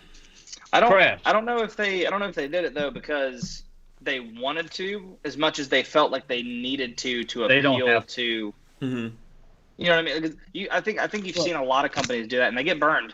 The diehard fans are going to go see it. Yeah, If you're offended that they don't have a lesbian character in the thing, then so be it. I mean, I don't get it. That's like taking a 007 and making him into a chick. Yeah, I would even go for a moratorium on sex. Can we just do this? Like, The original Star Wars didn't have no sex. No more. Just go back to Princess Leia's the only chick in the universe. Well, I mean, Whatever. I'm one of the people that thought that's crazy, right? And a recipe for inbreeding. At the end of the day, as long as this story is told well, the characters are actually good actors or actresses, and it all flows, I could not care less. we don't need the chick. I don't have to kissing. see them. I don't have to see them having sex or having babies or getting married. None of that. I just want to see stuff blow up. I want to see, fighting, battles, death and destruction. Yes. That's what I Yeah. want to Now, see. speaking about destruction, to get back to what we're here to talk about, Skivvy Waver wants to know, how sturdy are those Microtech knives? I suggest you go watch X-Ring I was Yes. just about to say that. on YouTube, Ray, sir. Ray tortures the shit out of some Microtechs. Yeah. They don't Yeah, fail. so Ray's done some pretty ridiculous torture tests. I've done, mine's not posted on YouTube or anything, but I did one where I posted it on my Instagram, and I think also like on the Microtech forums, which are pretty big. I think the biggest group's got like 100,000 members. Wow. And we tortured an Ultratech, and I know Ray has done a couple of different models of knives, and he shot a 40 cal, to answer the question, he shot a 40 cal bullet, and split the 40 cal bullet on 2 of our different knives. He's chopped down a tree with People got so mad when he chopped the tree multiple down. knives. I like Right. watching those videos. Amuse me. People got. He You look said- at the comments of that. People are He like, set I can't believe you a chopped combat the tree down. Troodon. He set a combat Troodon on fire after kind of doing a lot of that same torturing. Because a lot of people don't realize once the knife is out, technically speaking, from the abilities that humans have, there's not enough force that you could impart on this knife to break the mechanism and send the knife back up into the It's fixed chassis. blade. Yeah. Once the knife is out, the way it's designed, the way the locking mechanism's set up, once the knife is out, it's a fixed blade. Yeah. Until you actuate it back in. By the way, the side chat is almost distracting me. Not in a bad way, but those guys are having some deep conversations over there. Shout out to the people who get into those deep conversations in the side chat. I'm gonna stay out of it, but didn't Ray get like some fake Microtechs and torture? I did. thought I saw that. Yeah. I mean, it's you can always tell it. I feel really bad a lot of times, because our knives are not inexpensive. Mm-hmm. Even our cheapest knife is over $200. And we see it rather often, and I always see this when people are talking negatively about our knives for the most part. Mm-hmm. I'm not saying this is always the case, but in my personal experience, a lot of times when people are kind of talking about how bad the quality is or things like that, a lot of times they have a fake Microtech. Okay. We have a lot that come in. They're like, we bought it, and it worked for a week, and it comes in and it's got our logos and things like that. But when you hold it, up to It's not the same. a real Microtech, it's night and day. Mm-hmm. And you can tell there's a huge quality. I mean, we've actually had China. When we kind of pre-released some of our knives, we've actually had China beat us to sending out some of our knives. And again, they don't work most of the time. Mm-hmm. Because they can't really, they're not really doing a good job of copying what we do internally. Right. But it's unfortunate because I totally get it. Somebody, if I wasn't a knife guy and I was buying a knife for a friend or a spouse, and I see this Microtech that's $400, and I see the exact same Microtech seemingly that's $100, Mm-hmm. Your natural inclination is I'm gonna buy the $100. Yeah. I mean, For some reason, I don't know why it's on sale, but I'll buy it. Yeah, I think we all go through that. I would suggest doing so Patrick basically has become, I think I told you earlier, Patrick's now like the Microtech whisperer. He's obsessed with, and there's ways, honestly, right, Patrick? Just talk about different ways you can get this stuff. So I haven't bought a new Microtech in a while. The last one I bought brand new, I paid new pricing for it, was I have an orange UTX 85 that I love. And I paid more of a premium for it on the used market because that was the blade I wanted. I wanted an orange with black furniture and a black Tonto blade. I wanted that. But if you watch knife forums, for me personally, I go on Reddit Knife Swap a lot. People post things on there all the time. Knife guys especially love spending money on new knives. And when they get the idea in their head that this old knife has to go so I can buy this new knife, they don't care. They're like, I just want it gone, and because I want to buy this, and I don't care what I pay. I can't imagine getting rid of because so for example, we got some Microtechs right here. Yeah, so I'm not getting rid of my Microtechs, but I mean, I this guess one I here, understand how. the copper. I even texted Corey when it came in. This copper signature series Ultratech, the guy bought it. He said he used it for a while and it was okay, and then he took it to the beach and he said he got it full of sand and got the blade full of like packing tape. Let's do a close up of that again, Patrick. Okay. Copper Ultratech. Mm-hmm. And this is like a $350 knife or $360. Like it's an Yeah, it's expensive. pushing $400. So, yeah, this so, is an expensive blade. so that had sand in it when you bought it, or It was sandy, and the blade he had used it to. And I will say the one thing that will kill these knives is if you cut packing tape and leave all the goo on the blade, you will gum the Gets blades inside. up. You get it all inside, and it gets gummed up. That's just the way it is. I tell people to treat, at least the OTFs, treat them like firearms to some extent, in the sense of like, everybody's situation is going to be a little unique depending on how much you're using it and what you're using it on. But in general, I tend to tell people, to clean their knife out once every, 2 or 3 weeks, just again, depending on how much they're using it. Throw some rim oil or rubbing alcohol down on the knife, depending on if you're trying to clean it or just trying to relube it. Yep. Use compressed air. I don't recommend canned air. I just don't think it's powerful enough. If you have like access to a small or even just a compressor in general, I would use that. That solves like 99% of problems that our knives have. I can't tell you how many times, and I'll even tell people, I'll even walk them through cleaning their knives, and they will, they're like, it still doesn't work. And I'm like, okay, yeah, send it in to me. And I make a point to check their knife, and I go and clean it. And I don't think I've had one yet come in kind of like that, where me cleaning it, doing the rim oil and the compressed air did not almost entirely alleviate the issues they were having in some way.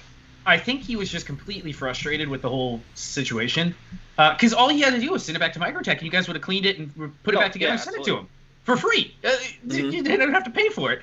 He sold it on the used market for $180. oh, So that is a steal. That's cheaper than a brand new UTX 70. Like that is a steal for this blade. You'll see on the forums, and it's unfortunate, but sometimes you'll see people who they've come into hard times, or like you were saying, they really just need money like today to buy this new knife, or even just something in life. Something in life comes up, and you'll see. I mean, I've seen combats, which our combat Troodon in general is about $500 knife. I mean, I've seen combats like fairly new, pretty good condition, sell for like $300. oh wow. So you can find definitely some good deals. And that's a good thing. It's the same with the gun market.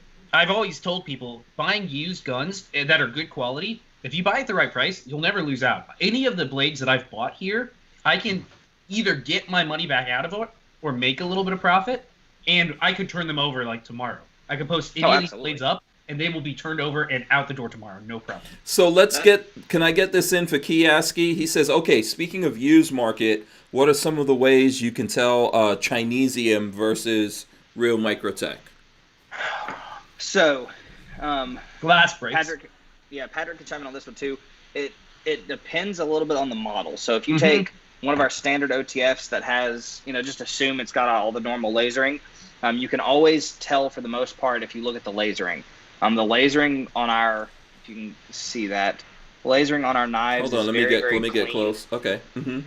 Okay. So lasering on our knives. If you back it up a little bit, because you're putting it too, if you put it too close. Okay. There you go. I get a good view of it. Okay, hold on. There we go. So yeah.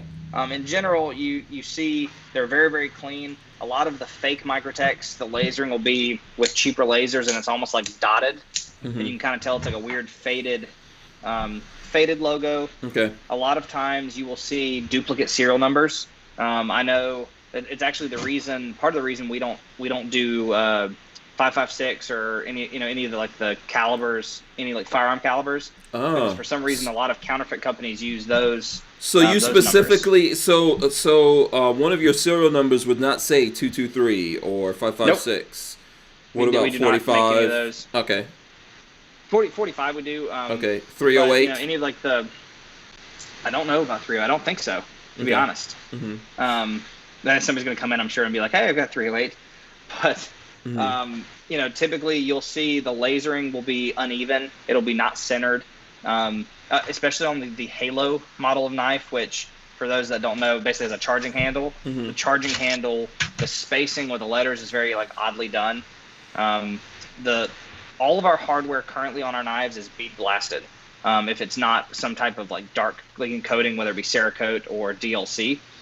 So our screws are not shiny, unless they're coming out of the custom shop and they're something like polished. So any knives that you find where they've got really, really shiny hardware, you see that a lot on the Halo model. Those are all kind of telltale signs. Also, if the price is too good to be true, It's probably too good. probably 95% of the time, if it's like suspiciously cheap, it's definitely counterfeit. Okay. And This was one that when I bought this, I was like, it might be counterfeit, but I've already taken it apart. I've cleaned it. I've looked through it. It's not counterfeit. It's definitely. I've not seen a counterfeit copper top yet. so That's the other thing is copper tops are not counterfeited off. right, because If they are. the copper itself would Because be the copper. would be something. So a couple of things. I want to get on taking it apart, but X-Ring says, so Corey, what can you use instead of rem oil? The supply of rem oil has dried up recently. Even though he knows the answer. He says, yes, the prices on eBay for rem oil is going up. Really? Okay, can I ask what Gone crazy. happened? Rim oil is gone, and What? my favorite Hoppies #9 doesn't exist. I don't know. Well, I know there's a couple of things. In an absolute pinch, I personally don't recommend it for a long-term use, but WD-40 works in an absolute pinch if you can't find anything else.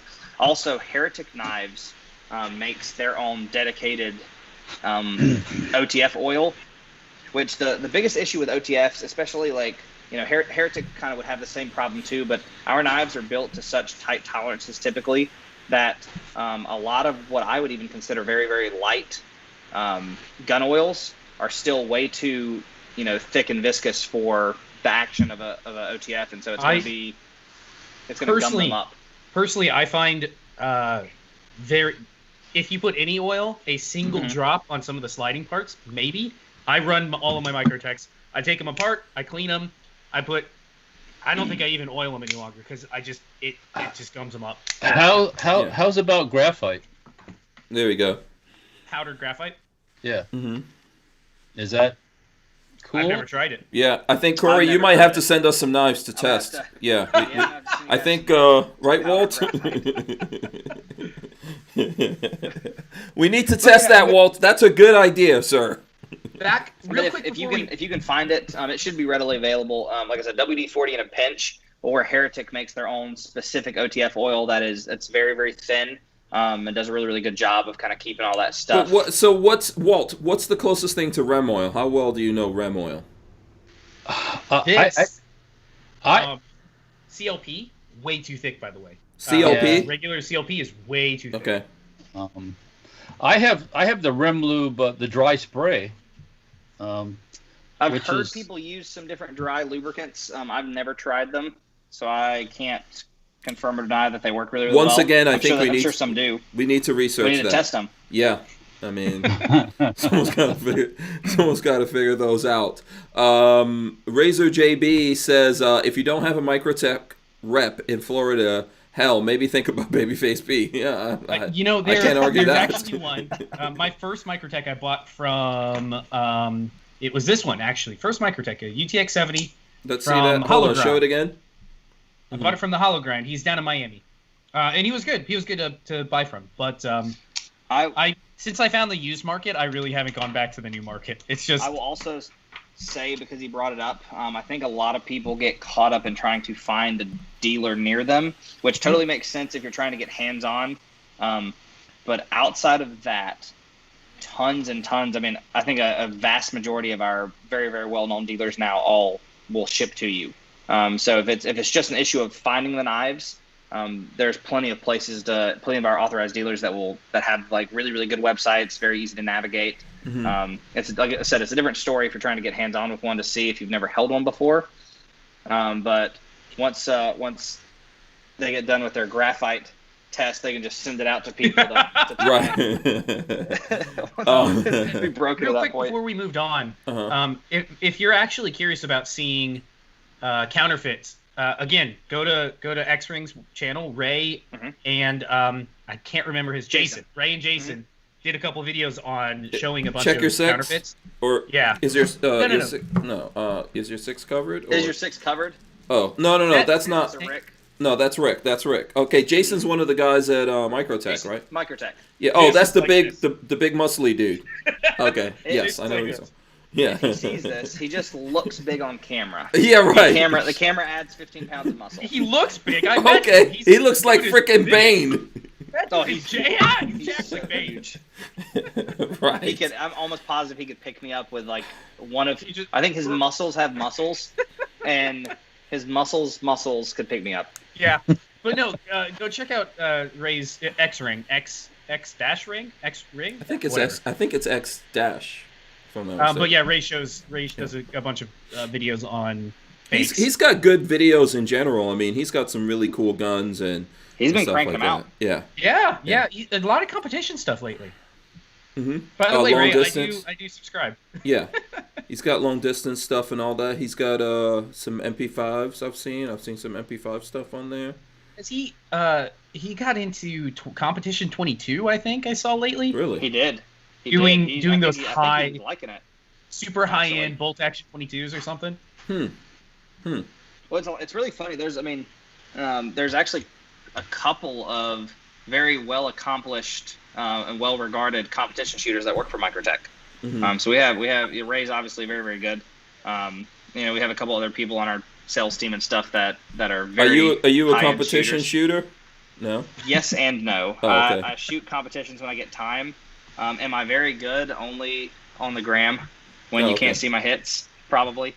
I used to be right before I started working at Microtech. I used to be very into it, and then just kind of got life to happen. The next thing you know, I haven't shot a match in Okay. a year. I mean, you're a competitive guy, right? You're a tennis player or something? Oh, very much so. I'm hyper competitive. Okay. Did you ever meet Martina Navratilova? No, I did meet Andy Roddick though. Okay. Did you meet any hot tennis chick? Hank only cares about the women, clearly. Trying to think if I met any. Come on, Walt. What's the? I'm trying to think of the. What jet? Oh, you had what Anna jet? Kournikova. Anna Kournikova. Yeah, Anna boom. Kournikova. Yeah. You met Anna Kournikova? No, I did not. No. Did they? I don't They know had if I've met any famous tennis. Well, no, I've not met any famous tennis professional women. Mostly it's been all on the men's side. Hank doesn't care about that. Hank has no. Your interest. girlfriend is not Right watching there. this, okay? I attempted my hat at playing. Tried to make a run at playing pro tennis, so which was not good enough. I ended up hurting my back really bad, so my body couldn't handle it. Okay. Let's see some knives, right, Walt? And by the way, we could pull out any knives. So even if Walt, I know I don't want to leave you out. I know you got some cool knives that people haven't seen. If they don't have to be Microtech, let's see some knives. I could get the baby version of what Patrick's holding. Oh, you got one of those? Oh, absolutely. My wife has one of those. Oh yeah, let's see it. Well, I have to leave for a minute. Okay, so I'll all right, return cool, shortly. absolutely. So let's. This is another deal that I picked up. I picked up 3 knives, and when you tell somebody this, it sounds like a lot of money. 3 knives for $450. It was a brand new, as far as I can tell, LUDT in violet. A used 85 and a brand new 70. So that brought them to about $150 a piece. That is a steal of a deal. Oh, absolutely. But yeah, when I bought this, Marley, the first time I gave Marley, so I actually have That knife will flip right out of your hand if you don't do it. I have an LUDT. It's just a green and black LUDT that I love. The first time I handed it to her, it literally flipped right out of her hand, and she was like, I never want to touch that knife again. So then when I bought this, I was like, okay, well, I guess I will just carry this really pretty violet LUDT. After she got her eyes on it, when it came in, she was like, no. So it's hers now. I can't carry it. Well, that was going back to what we talked about earlier. That was how my girlfriend was. I got her a knife. She sort of did the same thing with an LUDT, I think, because I thought it would be pretty easy for her to work. I didn't have to worry about her not being able to activate the OTF. And the first time she fired it, flew out of her hand. She's like, no, I'm done. And then I got her a UTX 85. I want to say it was in violet. I found it on the Microtech forums, believe it or not, because we don't do violet or some of those That kind of violet colors is super often. Beautiful. And she'll tell me all the time now that she had to whip it out at work, and somebody's like, "Oh, what is that? Yeah, Where'd so you get that knife? What kind of knife is that?" Yeah, so there's a couple of things going on here that I want. Wait, well, okay, Walter isn't back yet, but I'm going to throw his camera up here in the screen. Couple of things going on that I want to get to. I do want to ask why that knife opens so vigorously versus everything else. But stick. So hold on. I'm trying not to mess this up. Stick it in her axe hole. says, I know you are out the game, but I have a MSAR STG 556 and won't work anymore. Think due to worn mags. Used to get it from Ratworks.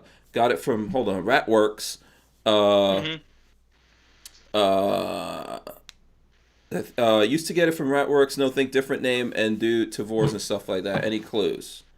So, wait. So you're saying that Are you saying that the gun doesn't work because the mags wore out? Is that? Let me see. Stick it inner X hole. I know you gave with the IMSAR STG 556. Because I think they have to use specific magazines, right? Yes. Right, Walt. Yeah. Yes, it uses the original AUG mags, not the P mags. If I'm not mistaken, it won't run with a P mag. Oh. I don't know. Yes. I don't know what gen you have, but I think we did eventually, kind of near the very end, make a version that took the regular other mags. Oh, okay. I think, if it's a mag issue, I think your best bet would just be trying to get lucky and find one online. Obviously, we don't unfortunately make those anymore. Mm-hmm. It's been a long time. Mm-hmm. Walter's got some. Yeah, he's got a. Okay, are these the mags, Walt? Yep. Yeah. Those are those. Well, Walt just solved this problem. Well, I don't know if Walt is selling those magazines. Negative. Everything is available for a price. That's right. Yeah. That is right, Walter. You know that. If the No. price is right, If the Well, price is right, hey. I'll get rid of them. You want a mag, you got to buy the gun and everything. it's $4,500. Well, okay, Walt. So where can he get those? Because his mags are worn out. Where can he? Okay, I'll throw this out there.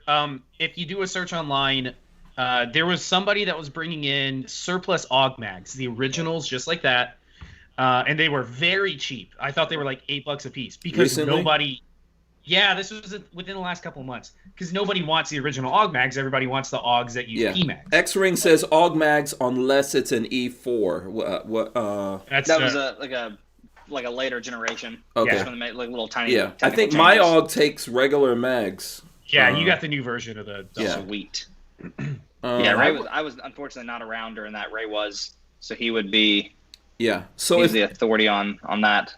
Yeah. And also, if I'm not mistaken, Microtech for a while was selling regular AR mags, by the way. So I don't know if we were selling regular AR mags. I know that we actually were making our own mags for the STGs. So wait, so your magazines, Walt, on your thing say, do they say Microtech? Oh heck yeah, MSAR, yeah. Oh. Yeah, so we were. No, excuse us. I need to find one of these and buy one now. He's like, what do you think? I'm a poor for Microtech stuff. Is Axhole selling that one? Yeah, Axhole. If you want to get rid of it, I would love to have it. He's probably not going to sell it. I know. Yeah. All right, we go back to knives. He says, I think mine is an E3. It has feed assist, but not AR mags. Walter, Okay, hold on, Walt. I'm trying to track one of these down. Is that one Vero Beach or is that one Microtech? This is from 2005. That's probably that's Microtech. It does have the dates on them, right? The blades have this has 3/2005. Yep. Yeah. I've been trying to get my hands on one of those minis because Oh, that's cute. Yeah. That is so freaking So if awesome. you take this and make it the size of Patrick's purple one, that's what I had. Oh. Yeah, that's actually the knife that started Microtech. Oh, really? Right. Yeah. This is this. That's the first issue. Long story short, at least the way Anthony Marfione tells the story, when he made that knife, he was kind of looking to make a knife. Obviously, military guys are always carrying some kind of combat knife, but he was looking to make like an everyday carry knife that military could use. That just was for cutting things open or just random everyday tasks. And kind of the way the story goes is the UDT was born, which stands for Underwater Demolition Team. Now, the reason that knife, the one Patrick has, fires so hard is that knife should fire underwater. Okay. And also, it helps spring. If it's strong like that, when it gets dirty, it opens too. Oh, this thing. Yes. This is my I carry my OTFs for like daily tasks, but if I'm going in a woods, if I'm going out into the woods to do some hiking or something, LEDT all day, every day, because you can't break one of these things. And if you want to get the biggest reaction from people, give them a side pull opener. that thing out and hit it, and they just stop in their tracks a lot of times. They go, yeah. Well, that's obviously why I'm a bigger fan of our larger knives, because they, for the most part, they will fire through almost anything. Now, so this is our go ahead. new Scarab. Let's take a look at this. Scarabs came out. I wish. Yeah, so this is Scarab 2, which is bigger than our original Scarab, but you can kind of see the blade has some venting in it to help with the. And then the bottom of the chassis has holes in it to drain water. This actually also will fire underwater. Walter's favorite knife. Don't mess Okay, with hold on. Walter got his butt scraper knife out. The poop knife. Don't mess with the poop knife. The turd chopper. They're talking about it in the chat. That's why I had to bring it out. If you have a necessity to cut one off, so to speak, I guess. Yeah. So Corey has no idea what's happening. Of course. It's actually Corey. It's actually linemen use that to cut off insulation on big cables. I'm sure they did. All I can see is somebody just chopping a log. That's Well, all I can see now. That's all I can picture. Yeah. By the way, Inner Axhole is, oh my God. Inner Axhole says he bought it for $1,500 in 2009, but was sell BFP how much? Laugh out loud. I'll give 16. Add like a 2 to the front of that. 3. No. He did not lose any money on that. I'm 15 if you didn't want to lose money, and it doesn't work, so I'll have to fix it. Oh well, that's even. The magazines don't work. It doesn't work, Hank. It won't feed right. If you don't have a magazine, you got a single shot gun. Single shot. Don't get in between their negotiations. Okay, yeah, that's wrong. What are you doing? No, that's actually really wrong. That's actually really wrong. I was gonna say though, try to get some Microtech knives out of him on the deal. Probably could. Yeah, but listen, I've actually run into people that say it's too hard to push that. Do that again and show me that blade. Wait, hold on a second. Don't hold on a second. Put that back out there and show me the right edge of that blade. Oh, it's kind of messed up. Oh, I don't know what's on there. Is it dirty or is it? It's dirty. I don't know what that is. As long as it's not. I used it to cut something. Okay, as long as it's not like chipped, because it looked. No, it's not chipped. Okay. It's not chipped. It's just, it looks like it's dirty with tape. Yeah, I probably used it to cut a letter or something, or some kind of packaging open. But, for example, I've come across people who are like, it's too tough to do. I know Lola doesn't, she has a tough time doing that. But I've actually come across dudes. It takes a lot of thumb strength, I guess. So at some point, you guys did a redesign on the mechanism, right? Or a partial redesign? A little bit. We've done, a couple of, I don't know if I'd want to say huge, if redesign is the correct word, as much as just little tweaks here and there, with the button. The button's been kind of designed where it grabs the thumb a little bit more. In my personal experience, because we'll go to some of these bigger shows and we'll see thousands and thousands and thousands of people, even in a day. And you'll have guys that, like we were talking about, Jason is a huge guy. You'll have guys that look like that who come up and the tiny knives they're sitting here they can open them and they're sitting here having to close them with 2 hands. For the most part, what I've found, Walter is that's cracking Walter up. And I have a story about that. You think I'm kidding? I'm talking like Hercules-sized men who cannot open and close our knives. And what I've for the most part found is that it's not nearly as much of a thumb strength kind of issue as people give it credit for. It's a lot more just knowing how to where to put the pressure. I tend to find a lot of people are pushing down on the buttons and creating there's actually a spring underneath the button. A lot of people think, a lot of times you'll see on the forums people talk about the button kind of having movement and they think it's poor quality. And we actually put a spring under the button so that it kind of alleviates a lot of the rubbing, just premature wear. It's aluminum on aluminum, so it's not like it's just going to rub it raw, anytime soon, but it just helps with the action and it makes it a little bit smoother. But a lot of times you'll have people pushing down on the button and creating a lot of unnecessary friction between the button and the chassis. And so I tend to find a lot of just people getting more accustomed to how the knives operate and how to slide the button back and forth.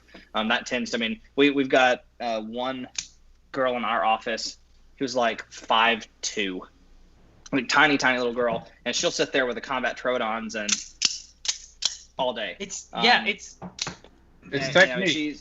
It's technique. Yeah, that's what I mean. So you'll find some of that. I mean, there's definitely, I'm sure, some people who have some strength issues in their hand that can't fire them, but majority of the time I find that it's more of just a technique thing. But kind of with what Lola was doing, that's part of the reason we designed the Dirac and the Dirac Delta, where we put the button, instead of having the button on the side, we actually have it on the front facing portion of the knife. And it just kind of creates use slightly different muscles. It creates a different feel. Those knives tend to be significantly easier for people to deploy if they have issues with our other knives. Mm-hmm. I think that's my next buy. I'm looking at a Durac with in Merlot. I think that's the next one I have to get my hands on. Merlot. Is that Merlot? Merlot. No, Corey can tell you that red Merlot looks It's awesome. freaking awesome. Now he's a connoisseur. That's what it's called. He's a sommelier of Microtech knives. Somebody else did. Can I have a grande with a cappuccino on the side? Boy, oh boy. Yeah, this is how he gets out of control. Do you have any of those, Corey? The Duracs? Yeah. I do. Okay. I think I've actually got one of mine. If you give me a second, I'll grab it. Okay. You guys want to see it? All right, cool. So let's see. I don't know if Patrick went through all his stuff yet. I got two 70s if you guys want to see the UTX 70s. Let's the little baby knives. So they are out the fronts. A UTX 70 is 70% the size of an Ultratech. So there's an Ultratech versus a 70. And they're adorable because they're so, you can see it fits. I can palm the whole thing, no problem. Yeah, I definitely need to get something smaller. UTX 70s, if you want a tiny blade, a 70 will, this thing disappears in your pocket. Yeah. Walter, listen, I've been trying to hunt down one of those. Walter showing the UDT, small one? The original UDT. I've been trying to find one. They are hard to come by.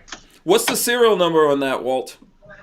Okay, here we go. It is. You might have to triple tap your phone to get the magnifier. Fuck you. 1311 1311. I was trying to help you. I don't need no damn thing. I was gonna try to help you. Here's my other one, and this one is probably a lot easier to get out. That one we did some horse trading for, and that was a pretty good deal. Yeah, I don't know. We traded something. What was it? Ammo? It was $100. Okay. And then I put in a little bit of ammo and a trigger that I had. Yeah. Okay, here we go. So here's Corey's back. So there is the Dirac, and as you can see, there is a button on the front-facing portion, and it's significantly easier to fire. Oh, it's so. But then this is a prototype. When we first did them, it was one of my favorite knives I have. Probably, it's up there. So you like collecting the prototypes? I think that's cool. The prototypes. So like I said, compared to like prototypes of some other industries, it's not nearly as expensive. But I'm a huge fan of collecting a lot of the things that we made a tiny number of, or something that's super hard to find or rare. So this is actually the prototype Dirac Delta, which is the combat size version of the Dirac. So it's just been scaled up a little bit. But typically on like a lot of the prototypes, the blades are sterile. There's pretty much no logos or anything like that on them. So this is pretty cool. Mm-hmm. This is definitely like carrying a suit knife. Mm-hmm. Sure. So with the John Wick knives, what were the John Wick knives again? So we have the set, which I also have the set because I'm obsessed with John Wick, probably unhealthily. But in the very first movie, he actually uses a double-edged black tactical Ultratech. Okay. No serrations or anything, just a black tactical Ultratech, double-edged. Mm-hmm. The second movie, he uses typically like a satin or stonewash double-edged combat Troodon. Just a standard black double-edged combat Troodon. And then in the third movie, he used a Cypher, which we have currently discontinued. That's a big blade, isn't it? Yeah, it's the size of a combat. It's a bit thinner. Mm-hmm. The overall footprint's a tiny bit thinner than a combat, but it has that nice Wharncliffe blade or kind of drop point. Yeah, we did a Wharncliffe blade version of that as well. So that's what he used in the third movie, and then it is to be determined what he will use in numbers 4 and 5. but So, probably going to be can't micro. get that out. Can't get that Yeah. out just yet. We should get you to. So may have seen it. you have these Tonight. knives, right? Oh, okay. So you have Yes. the John Wick knives. I do. Okay, maybe when we do, because we're really overdue for a movie night. Maybe we should do like John Wick. I will watch some John Wick again. Yeah. Oh yeah, I would watch John Wick. We should do John Especially Wick, the and then you first could one. come back. Yeah, like maybe. Yeah, I don't think we could do all three so far, but maybe we'll do like number one, and we can invite Yeah. you or something like that. Yeah, and well, we can show I know the we knives. had discussed possibly sometime early next year, maybe me coming down. So Mhm. we'll have to. Maybe we can do it then.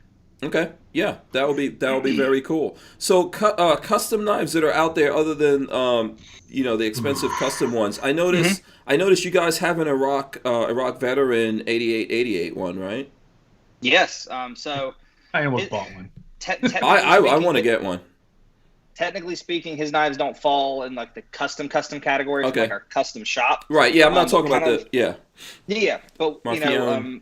what we the last couple of years, what we started doing is any of these companies that want to pair with us to do some collaborations, if they make sense, if the branding kind of matches ours, and like I said, if it makes sense, we'll do stuff like that. So we did. I think we've done 2 knives for him now. So we've basically done the first is an exclusive navy blue SOCOM, Mhm. which the navy blue came out freaking awesome. I want to say you might have seen it. I know I've seen it. Yeah. Yeah. Yeah, I don't have one. So that yeah. one looked really, really good. Okay. And then we did the green ammo can one, which is the first knife we did with him, which I will be honest, I don't know if I told them on their podcast. The first time they kind of told me the idea, I was like, in my head, I'm like, there's no way this is going to look good. And when we finally did, we actually did the stressed, yellow hardware and everything, it actually turned out freaking awesome. It ended up looking really, really good. It looks great. So those could So we only did be that. gotten in the man cans, right? They're gone now. Oh, so Yeah, they're gone, okay. they're gone now, but they were exclusive. Basically, I don't know if it was through their man can, but it was on their website where you can buy the man cans. hmm But we also did we just recently did the Dirac, the special Dirac with the B&T. Oh yes, we were talking Yeah, about we that talked on about that the the other yeah, day. we were talking about A that. couple weeks ago. Direct. So how can we get that outside of buying a B&T? Because that was my question. Spending $8,000 or $9,000, right? So the actual B&T version that's got their logos and everything on it, you can only get that one from the exclusive set. I mean, what if there was like a damaged one that fell off the process I fell off a truck. production line and got scratched? But you can still can get that knife. It just won't have the B&T logo stuff on it. So it basically, if you're looking up the SKU for anybody listening, you can just type in Microtech, and the SKU for that particular knife is a 225-1T. Okay, And so that's a micro. Is that a regular Dirac What is it? or a Dirac 225-1T. Yep. So that is our SKU number for a Dirac, tactical Dirac, which means Okay, here the we go. hardware and everything's all blacked out. The blacked out hardware is where it's at. It looks awesome. Yeah. Hold on. Let me see if this is it pulling up. I'm over the silver hardware. I had Okay, a so couple that's silver- like I'm seeing that for $300 somewhere. Sounds right? Yeah, you're gonna be. So the interesting thing about our dealers is they are not allowed to advertise under MAP, which is also happens to be our MSRP, but they technically can list over that. So that knife should be MSRP about $280, give or take like $5. Okay. So you should see it anywhere for around like $280 to $300. Okay. And then let me Knives are see good. if you guys want to see it. I think you just look up Microtech. We also and have it on our other website thing- as well. The other thing about B&T. Microtechs that always gets me is the anodizing that's done on them. Like, it just pops in the light, and it looks so good. You know what's funny Some of about the that colors just look amazing. is I probably get a couple messages a week of people just complaining about how terrible our coatings are. Oh, I love them. And How I'm could you like- wait? Well, you can't make it. That's what I've learned. By especially the way, when I'm you get showing involved the on B&T along with that also. Oh yeah, that was a freaking awesome set. We were very lucky to get to work on that with them. So the B&T. So let's say you get it outside of the B&T. Is the blade colored like that? Yep, it's exactly the same. Okay. All right. The only really the only difference, the B&T version came with a little plaque, Mm-hmm. for the knife itself. Yeah. But the only difference was that B&T's logo's on the back of that knife, and on the. And this is technically the reason why there's none of those outside of the sets. the knife also has a serial number laser engraved into the knife, which actually matches the serial number of the firearm of each individual B&T case. Okay. That's Yeah, that makes sense. So It's that cool. was pretty Yeah, cool. it's cool. Yeah, I mean, one of these days I'll get a B&T. You know, maybe Walter will I feel really- especially giving. Well, there was one at the shop today. Oh, you had a B&T There's a- come through? Yeah, for a transfer and a Scar 16, Okay. and the I same would guy love- took a lost her 10 too. Oh, All I the would same love guy. the 5.56 one. oh, for one guy. Let me guess. Was that guy a doctor? I don't think he is. Oh, okay. Young guy. Oh, okay. I know there's a doctor dude. Sometimes I see I see a guy sometimes that shows up over there with a Porsche. I don't know if that's the doctor guy or not, but yeah. You know, B&T's are nice. It's nice. It's up there. Yeah. It's. I think it's the new H&K. Well, it is taking the role of HK. So. What are you trying to say? Yes. No, Delta picked it up. Delta picked it up as their new their MP5 replacement. The B&T. Yeah, which one is it? The The APC 9K. Yep, APC 9K. That is their Okay. replacing their MP5s. So Microtech? Do you guys make knives for any of the Spec Ops? Yep. So teams? Okay. we obviously, I think we've talked about it before, but so we obviously have a military government program. So any current or former military, law enforcement, or any type of medical personnel, doctors, nurses, kind of just anything that falls in that realm of a first responder, we make certain knives that we sell to them exclusive at a pretty substantial discount. Oh, about okay. 40%. About 40%. Oh, wow. Yeah, so it's pretty substantial. But kind of to answer your question, we do very closely work with a lot of different military units. Sometimes they're special forces, sometimes they're not. I can say we've definitely worked a ton this past couple of years with a bunch of different special forces groups to supply them with some knives, kind of depending on their operational needs that they Okay. felt they required. Do they tend to go with autos or manuals? If I'm, again, this is just kind of off the top of my head, I would probably say autos, more so. Are they Because, again, specially? Are they? Walter's making me jealous. Are they specially? Are they quieter or something like that? Is there something you could do so that you don't hear that? Because when you're sneaking up on the guy, you don't want to go, and then the guy realizes. There's not that, but sort of knives. I don't know if you've seen them, but we have, and you might want to put up on the screen if you've got access to it. But we have a knife line called the Ultratech and Combat Delta. So they are newer. They're newer knives, OTF knives that we've come out with that have sort of a hybrid frag chassis for kind of grip. The internals are nickel boron coated for kind of corrosion resistance and to be a little bit smoother. And then the blades are fluted DLC and they're drained. And that knife actually took inspiration from a knife we built for a unit. So I don't know if you can soldiers. see the screen. So it's got kind of like square pattern texture. Yeah. What's funny is I had one of those a couple years ago, and I traded it off because it was too hard to get in and out of my pocket. It just wasn't a good daily carry. So I traded it for something else. That looks But good it's- though. That looks good. It does. So that's Compared to the one you had, Patrick, this is much more subdued. All the corners are like more radiused or rounded. It's not those older knives you're talking about, the sort of the tri-grip and the old frag. Tri-grip, were I very, think. very, at least according to a lot of people who had them, if they complained, they felt it was too sharp. It Or was. too aggressive. It was. This one, all the chassis on these knives are actually Type 3 hard coat anodized. And so again, these knives that we just sell in our signature series line. They took a lot of inspiration from knives we were building for some different groups. So those ones come out silently. I would say That sounds weird. Listen, if you want a silent I don't know knife, if it's kind of anecdotal, but to me, because they're smoother, they seem a little bit quieter.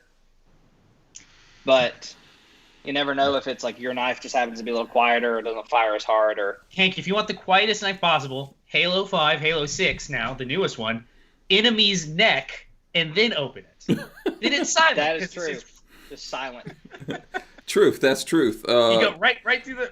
Yeah. Kioski says Hank wants to add a buffer to the open or close operation. Yeah.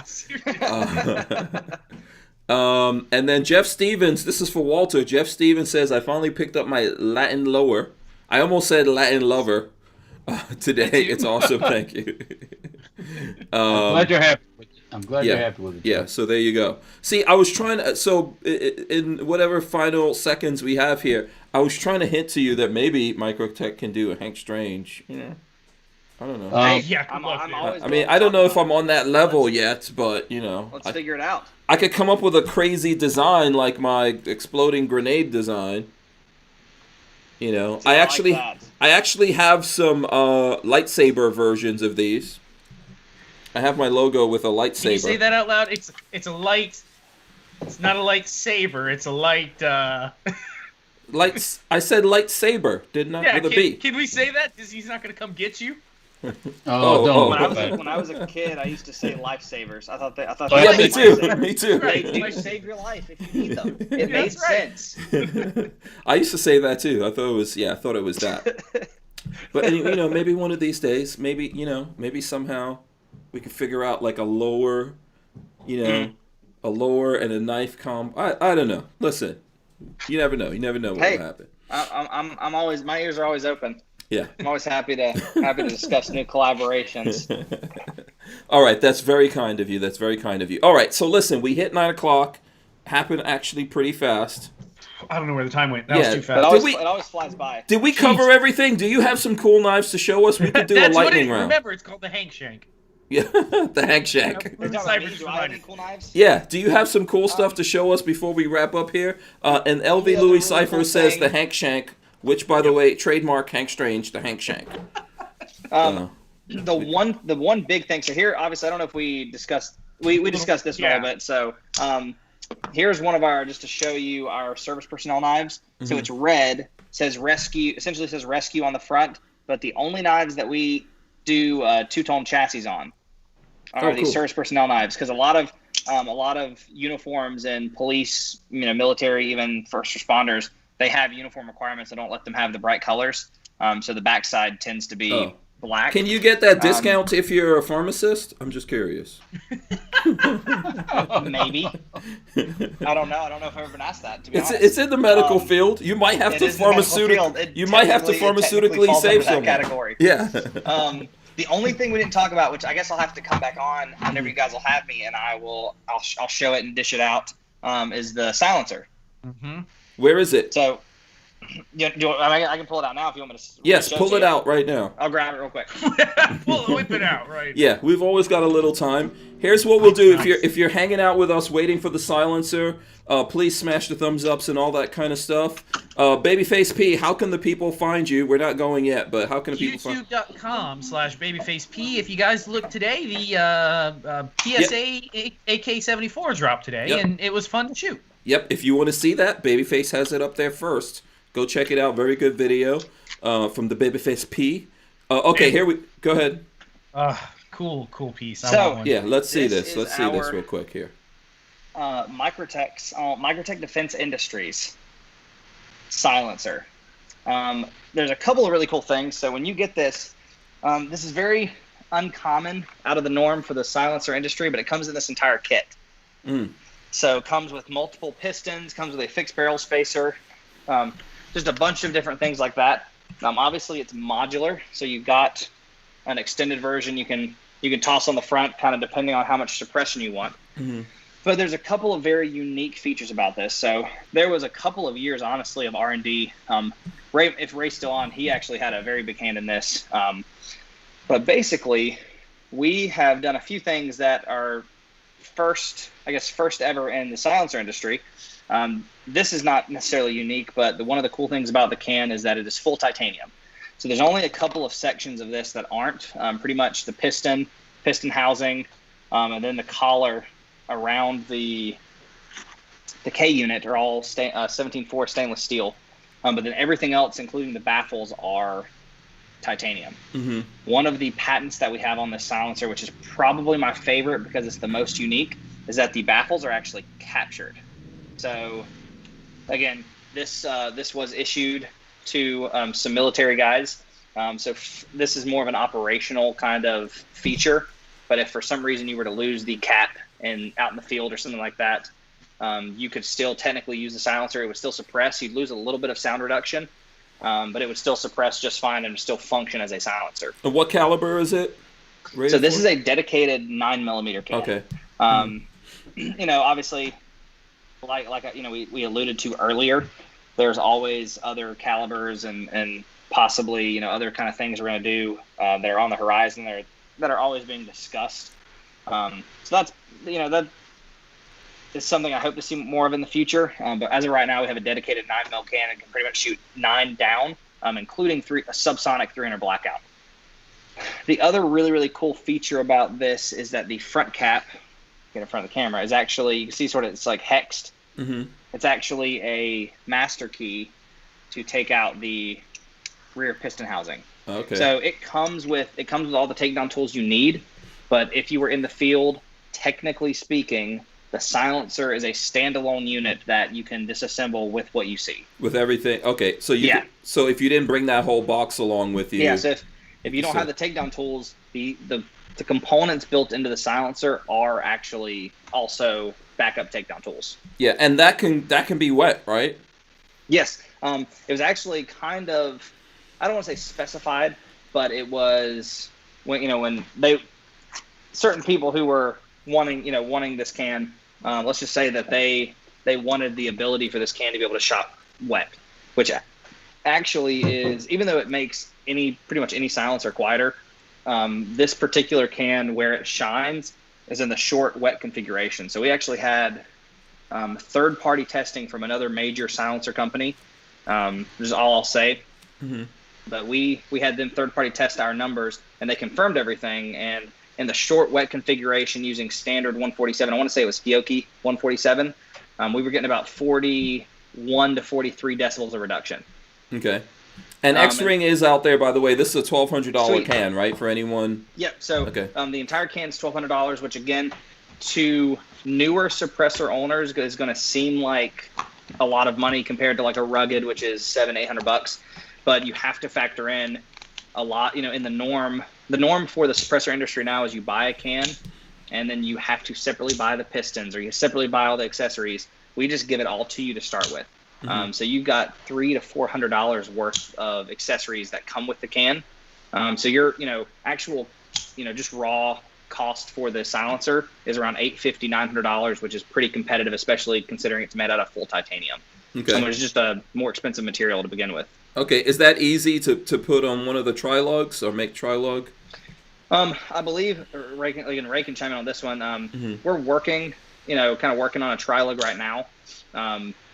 But all of our pistons have O-rings in them, so they actually lock down pretty well. We've ran them full auto pretty extensively on a bunch of different guns, MP5s, just different things like that, and we've had zero issues with them backing off.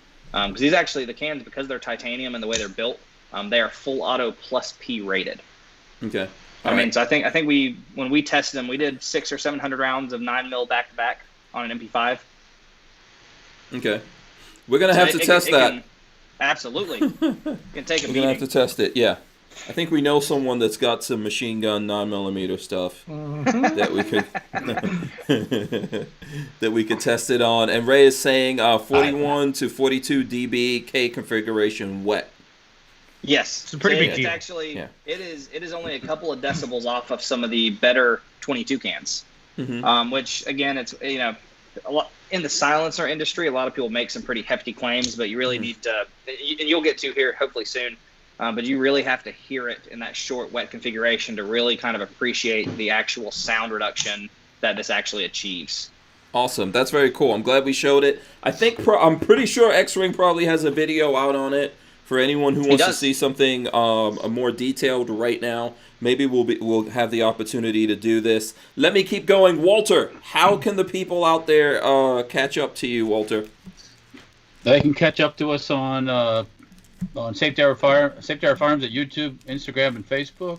Mm-hmm. There's safetyhourfarms.com. And then there's stenparts.com. And then there's the Dirtfoot Racing mini bike stuff, which is on the big three too, Instagram, Facebook, and Yeah. YouTube. Yeah. That reminds me, I got to show you some dirt bike stuff someone sent me. Okay, and last but not least, let's go to Corey. Corey, if the folks out there want to follow up with more some of the stuff they've heard here, how can they do that? Where can they find you guys? You got a couple options. Obviously, Microtech itself has Facebook. We have Instagram as well. We have a couple of different Instagram accounts, which you can kind of find from our main Microtech Knives Instagram. We have our customs as well as our MilGov program knives.